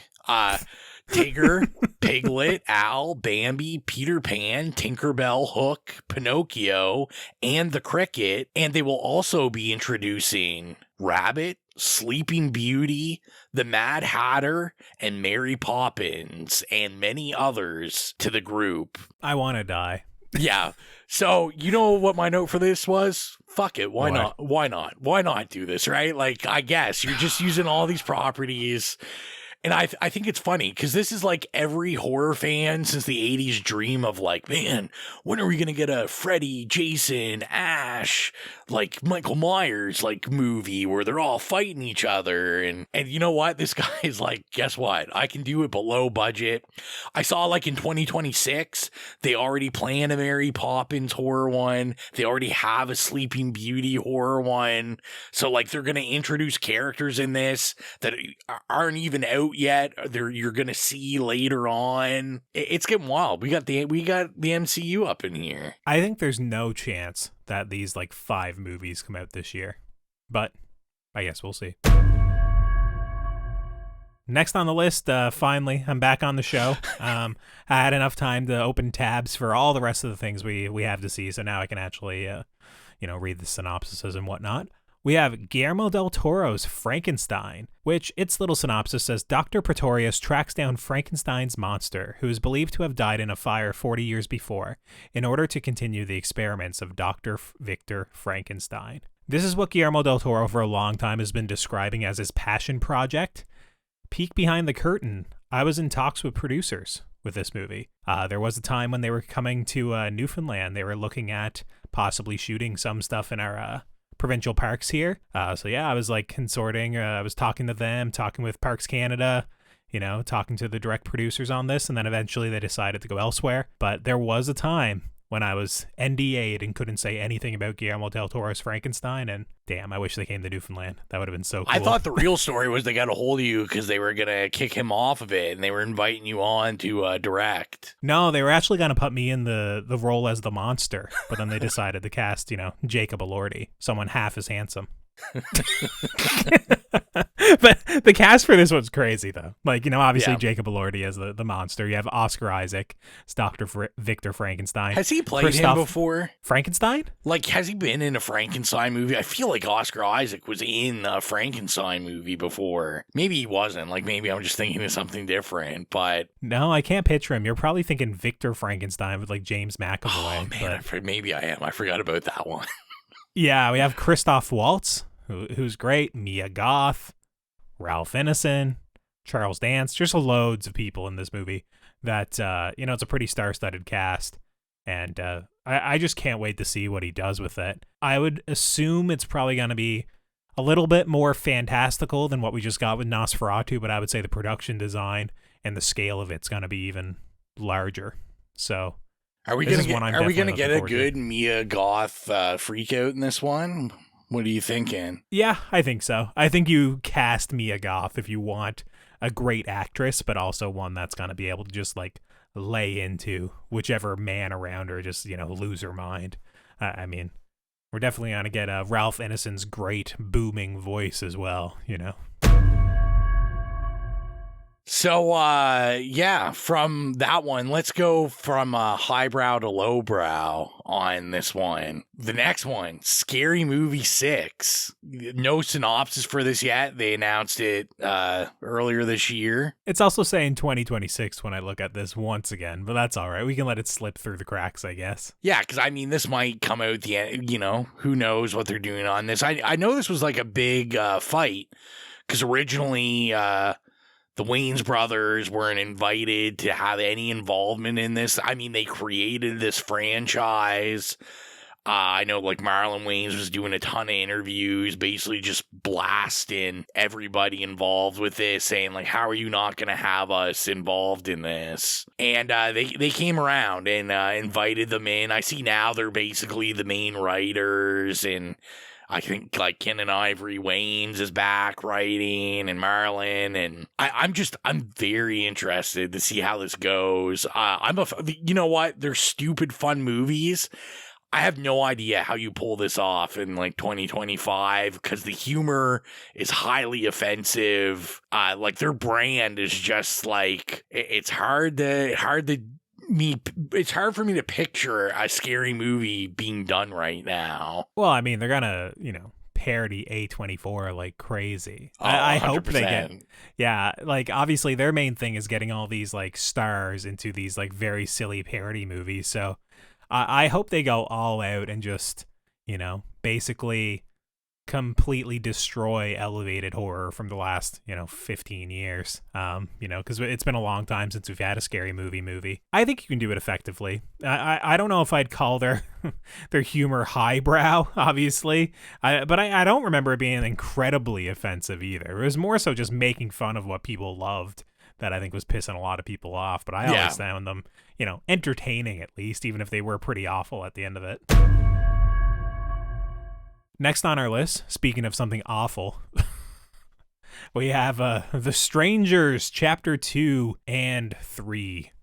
Apparently, they're both coming out this year. I doubt it. I doubt it as well. I say maybe you get one in the summer and then one, in the kind of the January, February zone in 2026. Currently, the synopsis for Chapter 2 reads, on their way to their honeymoon, a couple's vehicle breaks down, forcing them to take refuge in a remote Airbnb.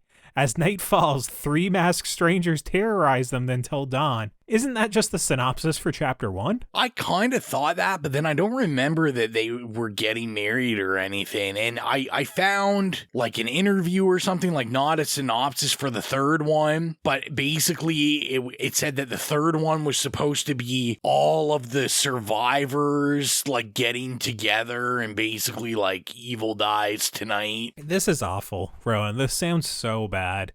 So basically, they just remade Strangers, Chapter 1, with a couple that goes to a cabin in the woods. And it sucked. Universally, everyone hated it. And now they're making it again, calling it Chapter 2, with the one point of differentiation being that it's fiancés. Yeah. Or, on their honeymoon, so recently, newlyweds. That sounds terrible. We just watched that movie, and it was poorly executed. I have no interest in checking this out. If I'm not busy, I'm sure we'll do it for the show, but, I hope I'm busy. If you recall, when we did this same thing last year, like all 3 of these were originally supposed to come out in the same year. That was I remember, the groundbreaking idea, even before Horizons, before Kevin Costner had the idea. Rennie Harlan had it. And yeah, obviously that didn't happen because the first one bombed. And it didn't happen with Horizon either. Yeah, no. And I'm going to assume the second one's going to bomb because I can't see, they probably made some money from people curious about the first one, but everyone hated it. So I can't see anyone except probably us schmucks that might talk about it, going to pay to see a second or third. I'm going to predict, I say the third goes to streaming somewhere. If they're smart, they would put the other two on a streaming platform. So I would agree with you, but I think they're partially produced by Cineplex. Oh, shout out to Cineplex. So, yeah, I don't know. They'll probably at least do a brief stint in theaters, or maybe in theaters and on the Cineplex store at the same time. I don't know. Either way, it's not something I'm looking forward to. So one that I'm looking forward to a little more is Rabbit Trap, directed and written by Bryn Cheney. And the synopsis is: married couple Daphne and Darcy Davenport are two musicians who move from London to a cottage in Wales to complete their new album. By accident, they record a mystical sound never heard before and gradually disconnect from reality. Cool synopsis. I like the pitch for this. I really like this. I think they can go so many different ways with it. The star's Dev Patel, so I'm on board. I like Dev Patel, even when in things that I don't think are amazing. Dev Patel's just charming and good at what he does. And you know what? It's time Dev Patel put his foot in the horror arena. So I'm 100% on board for this. Yeah, I think this one's having its premiere within a couple of weeks at Sundance. I doubt it'll be something that I can check out online. But I'm looking forward to this. I think the idea of having an accidental recording of kind of this mystical sound opens up the door for a lot of interesting audio work, maybe an interesting score, maybe just a recurring motif of a certain sound, and of course a lot of kind of paranoid, psychological horror. I think that can happen during the movie. It reminds me of I think it was Block Island Sound, a movie from a couple years ago that had a similar premise. But I'm interested to see this. Sundance typically every year has a couple of good releases. Yeah, so, let's hopefully it'll have some positive buzz here in a couple of weeks coming out of that festival. Next up, we have a pretty big release that it's another one that I don't know if it'll actually be horror by the time it comes out. And this is Ari Aster's next movie, Eddington, currently titled. It revolves around a couple stranded in a small New Mexico town during the pandemic. Initially welcomed, the town takes a sinister turn by nightfall, and it reunites director Aster with actor Phoenix, portraying a sheriff with bigger ambitions. Currently, this is classified as a contemporary western, a dark comedy, a drama, a horror, a western. It has Joaquin Phoenix, Pedro Pascal, Emma Stone, Austin Butler. It's, I don't know. I think it's going to be more weird. I don't think it's going to be Midsommar or Hereditary. I think it's going to be more Beau is Afraid, weird ass movie in a small, New Mexico town. Yeah, 100%. That's the kind of feeling I'm getting. And I'm all for it because I had a wild time with Beau is Afraid. A pandemic, maybe horror movie done by Ari Aster. Fuck yes. Sign me up, please. There's not much more to say. An incredible cast. I bow at the altar of Ari Aster. That's how much faith I have in him. So, this without a question, we will be talking about. So, there's not much more to say about that one. So, let's go into one that I'm groaning at already, and that is Whistle. The synopsis for Whistle is: a misfit group of unwitting high school students stumble upon a cursed object, an ancient Aztec death whistle.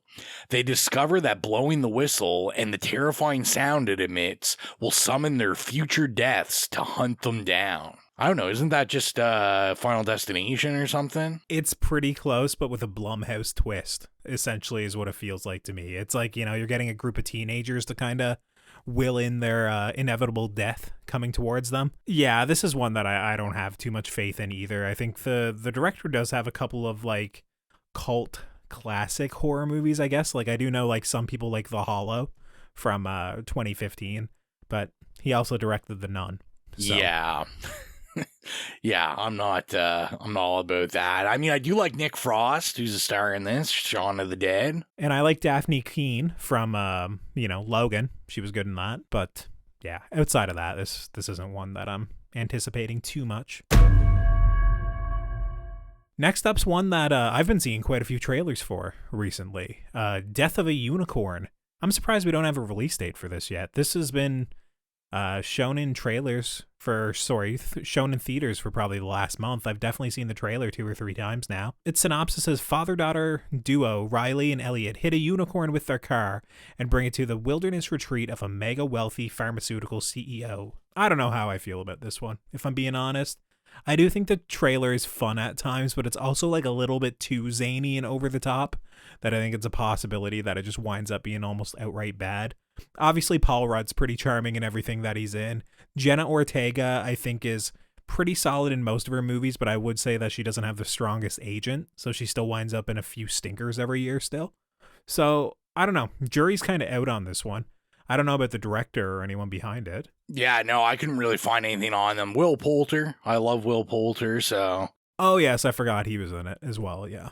I mean, when I first saw the trailer, I really wasn't sure how I felt about it. I mean, it definitely has that, like, A24 quirk, like, comedy quirk. They really seem lately when they're going for that mood to do something like... They go for real zany stuff now that maybe a more traditional big studio wouldn't kind of gamble on. But I don't know, man. The more I thought about it, I was like, me and Colton do love animal attack movies, and... True. Animal attack movies, but with a unicorn. Like, some of the horror scenes in the trailer of, like, you know, the unicorn just, like, snarling and stuff. I'm like, this could be fun. I don't know about you, but I kind of felt like they were kind of giving a Jurassic Park nod there. Just, you know, seeing the shadow of the unicorn, like, coming at you. And I was like, kind of like you said, to me, this is either going to go really, really good or really, really bad and just end up kind of being, you know, fodder. But yeah. Also really surprised there's no date on this. Yeah, I think it's the sort of thing where we'll check it out inevitably because it's a larger budget and it's A24, you know, it'll definitely get a full theatrical release. It's just I think the writing and the performances are a little bit too heightened. And yeah. I mean, with a name like Death of a Unicorn and dealing with unicorns, you probably do need to have that.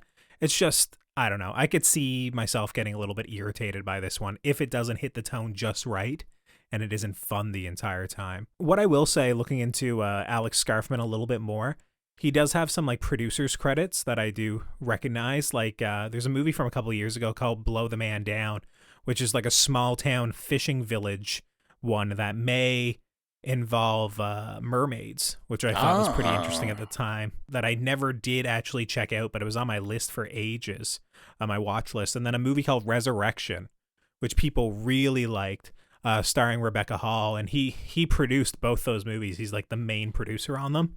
So, I mean, he does have an eye for quality, which maybe explains how does he make the jump to doing an A24 movie. But yeah, in terms of directing, who knows? We'll have to wait and see. Next up on our list, we have Thanksgiving 2, Eli Roth coming back. When did that come out? Was that this year, Thanksgiving? Yeah, it was like 2024. Okay, so it was only a couple months ago. Jeez. Yeah, I mean, I'm in. Yeah, I mean, you don't really need a plot synopsis. We know what's going to happen. It's going to be, you know, Buddy killing people. The Pilgrim back again, killing, probably inventive kills as Eli Roth. It'll be over the top, gory. It'll be fun. If he can manage to even capture a little bit of the lightning in a bottle that the first one had, I think it pleasantly surprised a lot of people.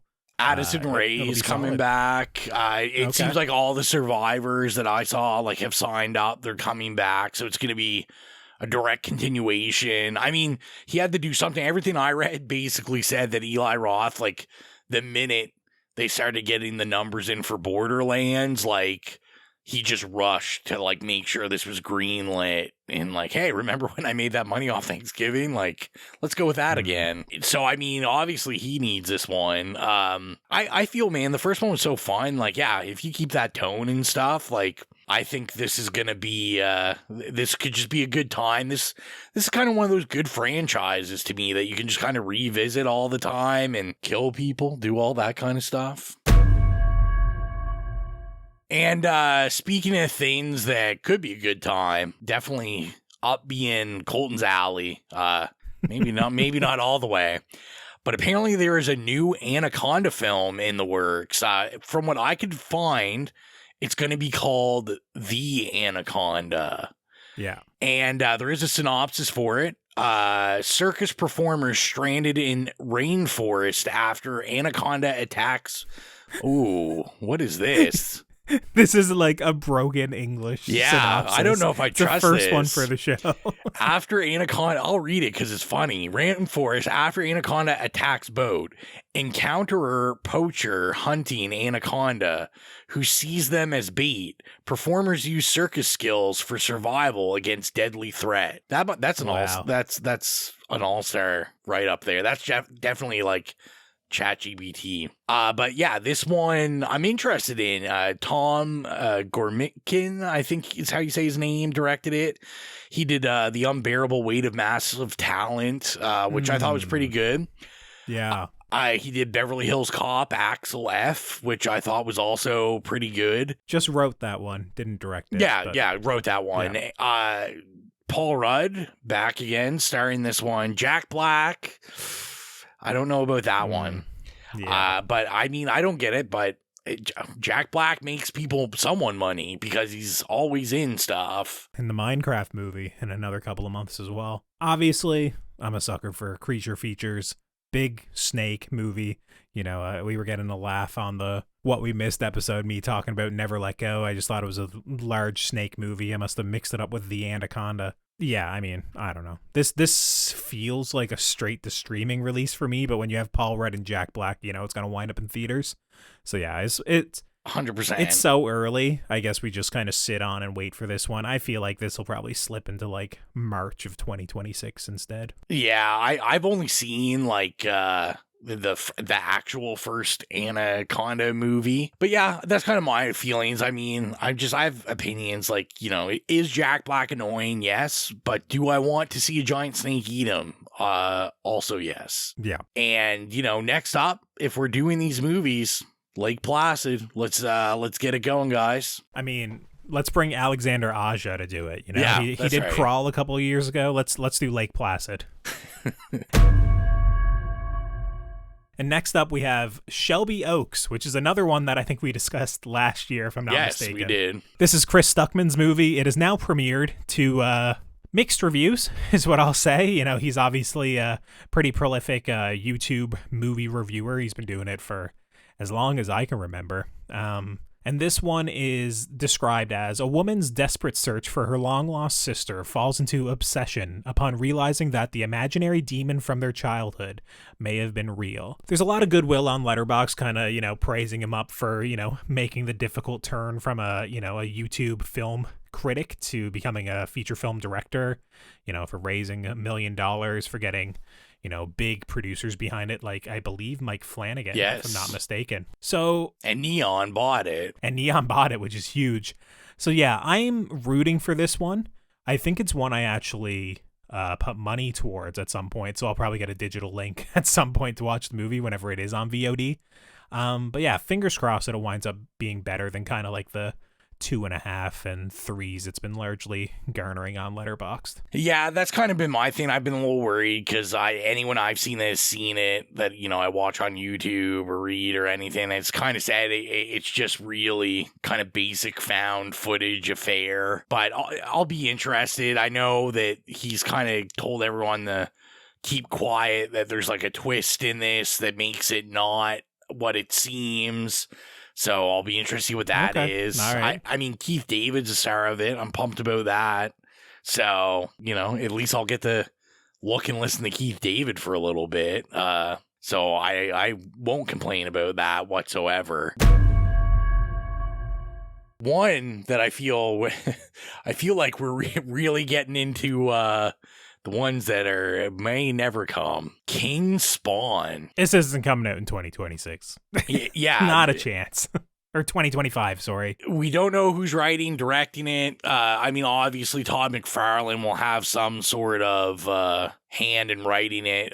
They do have Jamie Foxx attached to it. There's not a synopsis for it, but I was saying to Colton as I was looking up in the interviews and stuff, people have taken note that it's interesting. It went from Spawn to being renamed King Spawn, and King Spawn is actually a offshoot comic from the normal Spawn series. It started in 2021, and as of now, it's still a series. It's quite a successful Spawn series, so I'm interested to see if they'll go that route. That series is actually noted that it emphasizes darker themes than the normal Spawn series. It's a lot more violent, like I said, darker themes. It's a lot more mature, and it's a lot less comic booky than the normal Spawn series. So I could kind of see them going that way, because I kind of got a feeling that they kind of wanted to bring this back into a horror realm. And I think that's really honestly the only way to even possibly sell this. And I know McFarlane's really planning on this, kind of launching a universe for Spawn, and Blumhouse is in on this. This is a Blumhouse production. Jason Blumhouse, I wouldn't take his word, but Jason Blumhouse did tweet about this and said this was one that will be out in 2025. I doubt that, like you said, but he said they were fully behind this and allowing Todd McFarlane to, kind of really be involved in this one. This is one that's so early, it doesn't even have metadata on IMDb. It literally just is listed as in development and saying that some of it might be available if you have IMDb Pro. This is the only one out of all the choices on the list that doesn't have basically anything behind it. So yeah, I'm highly skeptical that this will be out in 2025. We'll see though. I'm one of the few fans of the original one. I thought it was just fun, stupid fun. So hopefully this will be too. And then you had a couple of animated picks here to kind of end off our list. We got a couple of picks left. But first up is Wildwood, which is directed by Travis Knight, who did Bumblebee, that you mentioned in passing earlier on the episode, and Kubo and the Two Strings, which was a Leica animated movie that, they always do really good stop motion animated work. And that's what this is looking like it is as well, in a similar vein, the Coraline, kind of like that kids horror, there's some creatures in the woods sort of vibe. Looks nice. Looks like a good time. Same company as Coraline, Productions. Leica. And they've been working on this since 2011. So that's wild. They bought the rights to the book in 2011. Wow. Immediately after the book came out.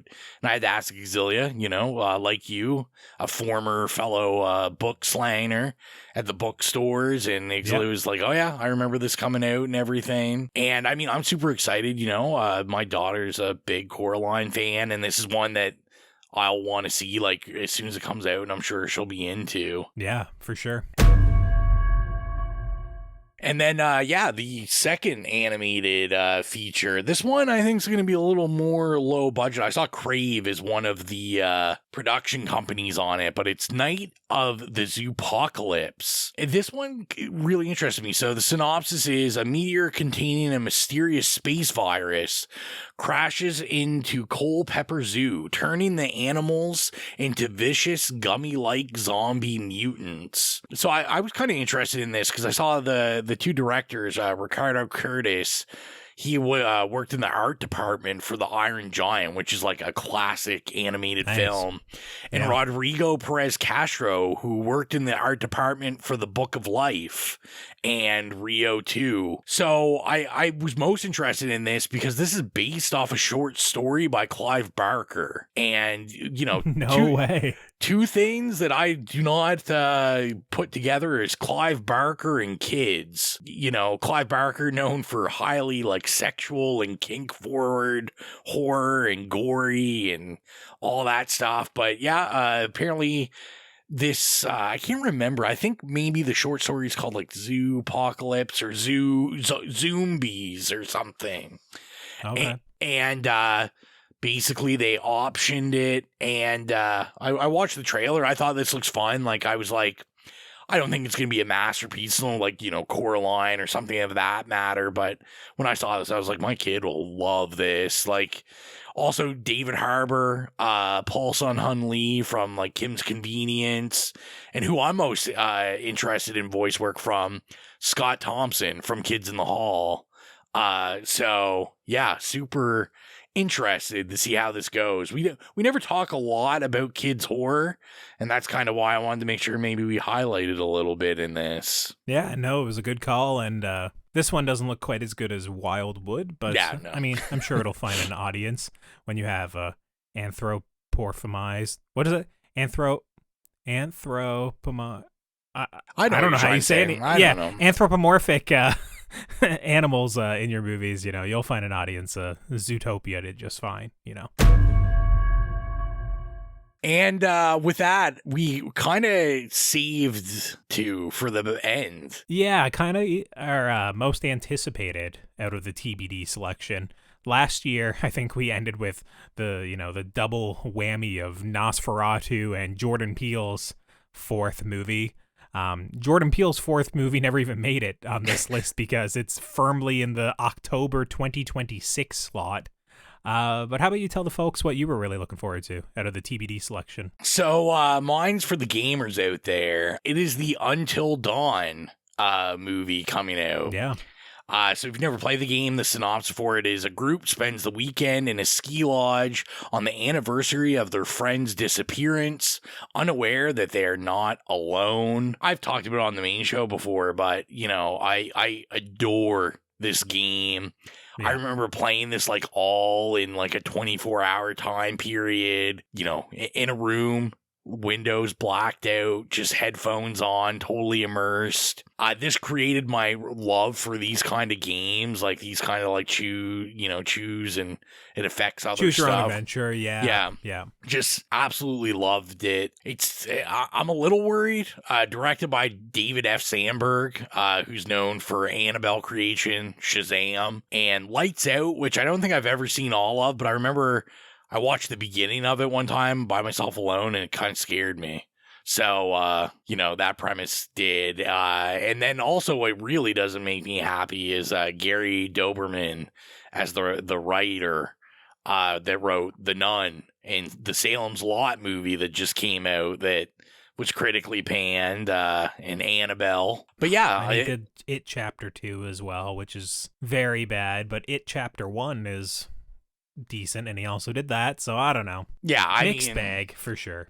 Yeah, and I just feel like this is, I'm most anticipating it, but I think of everything we've talked about tonight, this is the one most likely to break my heart, even more so than Blumhouse, because I feel like video game adaptations never really go well.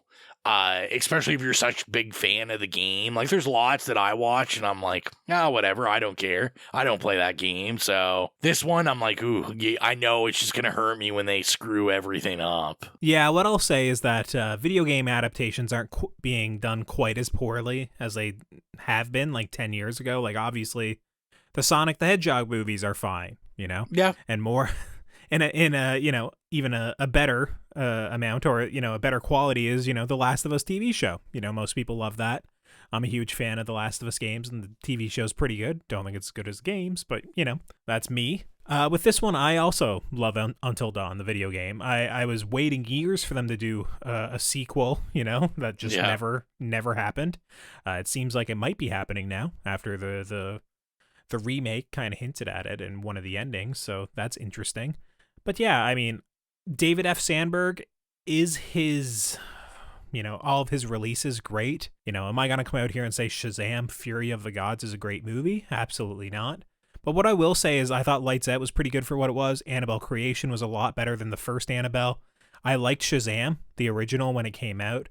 And honestly, that guy is like a bastion of good vibes and, you know, information online. He still does horror shorts despite being a Hollywood director. He still does videos about, you know, post-production, about VFX, about writing, about like not letting your creativity die. You know, he's a good one when it comes to, you know, all these people in Hollywood. So I'm very much rooting for it. What I will say is when I glance at the cast, I don't really see any star power to name at all other than Peter Stormare, like, reprising his role that's in the game. Ella Rubin is, like, the main actress, and I mean, she was in Anora, but... Not in a prominent role. Not in a prominent role. No. She is one of the main stars of the upcoming Fear Street prom night. So maybe... Okay. I don't know. Maybe by the time this comes out, we'll be a little bit more familiar with her. But I mean, I've seen Anora a couple months ago. I don't remember her. She might be just one of the friends in the periphery for one scene. I'm kind of sad that they didn't involve Larry Fessenden at all in this because... You know, he helped write Until Dawn, like all those kind of those and the Dark Picture anthology games. Like Larry Fessenden is like a independent horror god. Like, I mean, this guy's been making independent horror movies for like 30 years. And, you know, I'm hoping maybe they give him at least a cameo or something because this is kind of his baby. Yeah, to be fair, he's also done 3 or 4 movies on what the monster is in this movie as well to, you know, not exactly great effect. So it winds up being like, he's already tried to write this movie 3 or 4 times, you know, so I don't know if I'd let him write my version of this either. You know, maybe let him do the first draft so he gets a little bit of money kicked his way and bring some people in to punch it up and rewrite it. But Until Dawn, I'm very much looking forward to this. I hope this does well in kind of like the fall. I could see this definitely coming out in like an October, November, just when we're starting to get into, you know, the winter season, a little bit of snow falling, that sort of thing, and doing quite well in that period. But with that, we only have one thing left to discuss, and that is Danny and Michael Philippou's next movie. The directors of Talk to Me have completed their the filming process for their next movie called Bring Her Back, which doesn't seem to be about Talk to Me whatsoever. It's starring Sally Hawkins. But they said it was a very troubled and difficult production in Australia, and if you look at it, you know, there's definitely some fun behind-the-scenes photos, and... yeah, I think there's a good chance that this one comes out this year. Yeah, I mean, I'm a little sad you didn't put some respect on Sally Hawkins' name, star of Paddington. I did say she was in it. I said Sally Hawkins. Yeah, yes. No, but you didn't say Paddington. You have to say Paddington. Just the word. Okay, sorry, she's in Paddington 1 and Paddington 2, and then she didn't come back for Paddington 3, which is why the whole movie fell apart, and now, you know, it's gonna be bad. It's going to be bad, yeah. Yeah, I mean, I'm excited for this. We went crazy over Talk to Me. You and me love that. We both slated, I believe. I think so, yep. So, I mean... yeah. Super hype. Yeah, there's absolutely nothing out about it. Like, I'm sure you could probably find some leaks in certain places of the internet if you take a look, but we're not going to out them here. It's just the sort of thing. I can't wait for this next project. I think Talk to Me was like a breath of fresh air despite dealing with familiar territory when it comes to possession. It was just the way it was presented. It was so energetic. It was so unique. You know, it made possession almost seem fun, but then also incredibly frightening. Doesn't hold back on the gore. You know, it was just a great independent horror movie. And the fact that it took them kind of like years to get it funded, and, you know, it was basically almost like a miracle that they pulled it off, and then it, you know, inciting bidding wars at Sundance and whatnot. It's it's a testament to independent filmmaking, especially in the horror genre. So I'm hoping Bring Her Back will be equally as entertaining and successful. I hope so. And with that about wraps everything up for this look ahead in what it's going to be the year in 2025 in the horror genre. It seems like we got a lot to look forward to. Yeah, it's looking like a huge year. I think it's going to be a better year than 2024 for sure. Which is crazy because I think just off the top of my head, I probably have 2 or 3 horror releases in my top 10. movies of the year, which isn't always the case. And if you made it this far into the show and somehow you're not following us on our socials, we're at It Slays Podcast. We're on Instagram, Facebook, Twitter, Slasher, Letterboxd, Threads, Blue Sky. If there's a social media, we're probably there at It Slays Podcast. And if you want to help support the show financially, like our horror hounds, Holly, Nicholas, Patrick, Mark, Stephen, Joy, Dan, Brian, Trevor, and James, gain access to the Patreon exclusive show Stream Screams and get episodes of the main show 48 hours early. Be sure to head on over to patreon.com/itslayspodcast and choose whatever tier works best for you. Now, Rowan, go ahead and plug the playlist. So if you're looking for some spooky music, you can go to the It Slays Podcast Horrific playlist on Spotify. If you have any problems finding it, you can go to any of the social media Colton just mentioned, go into the bio, click the Linktree link, and we have one that'll take you directly there. We upload scores or licensed music from iconic horror movies we review, or just horror movies we love. So follow that and get your spooky music on, because why the hell not? And next time on the show, if you don't remember, all the way back 2 hours ago, we said that the next thing we'd be covering was Wolfman. So keep your eyes out for that. It'll be out probably the middle of January. We'll have that episode up and ready for you all to listen to. And with that, I think that about wraps things up for this episode. So until next time, I'm Colton. I'm Rowan. And as long as you keep listening, we'll keep slaying.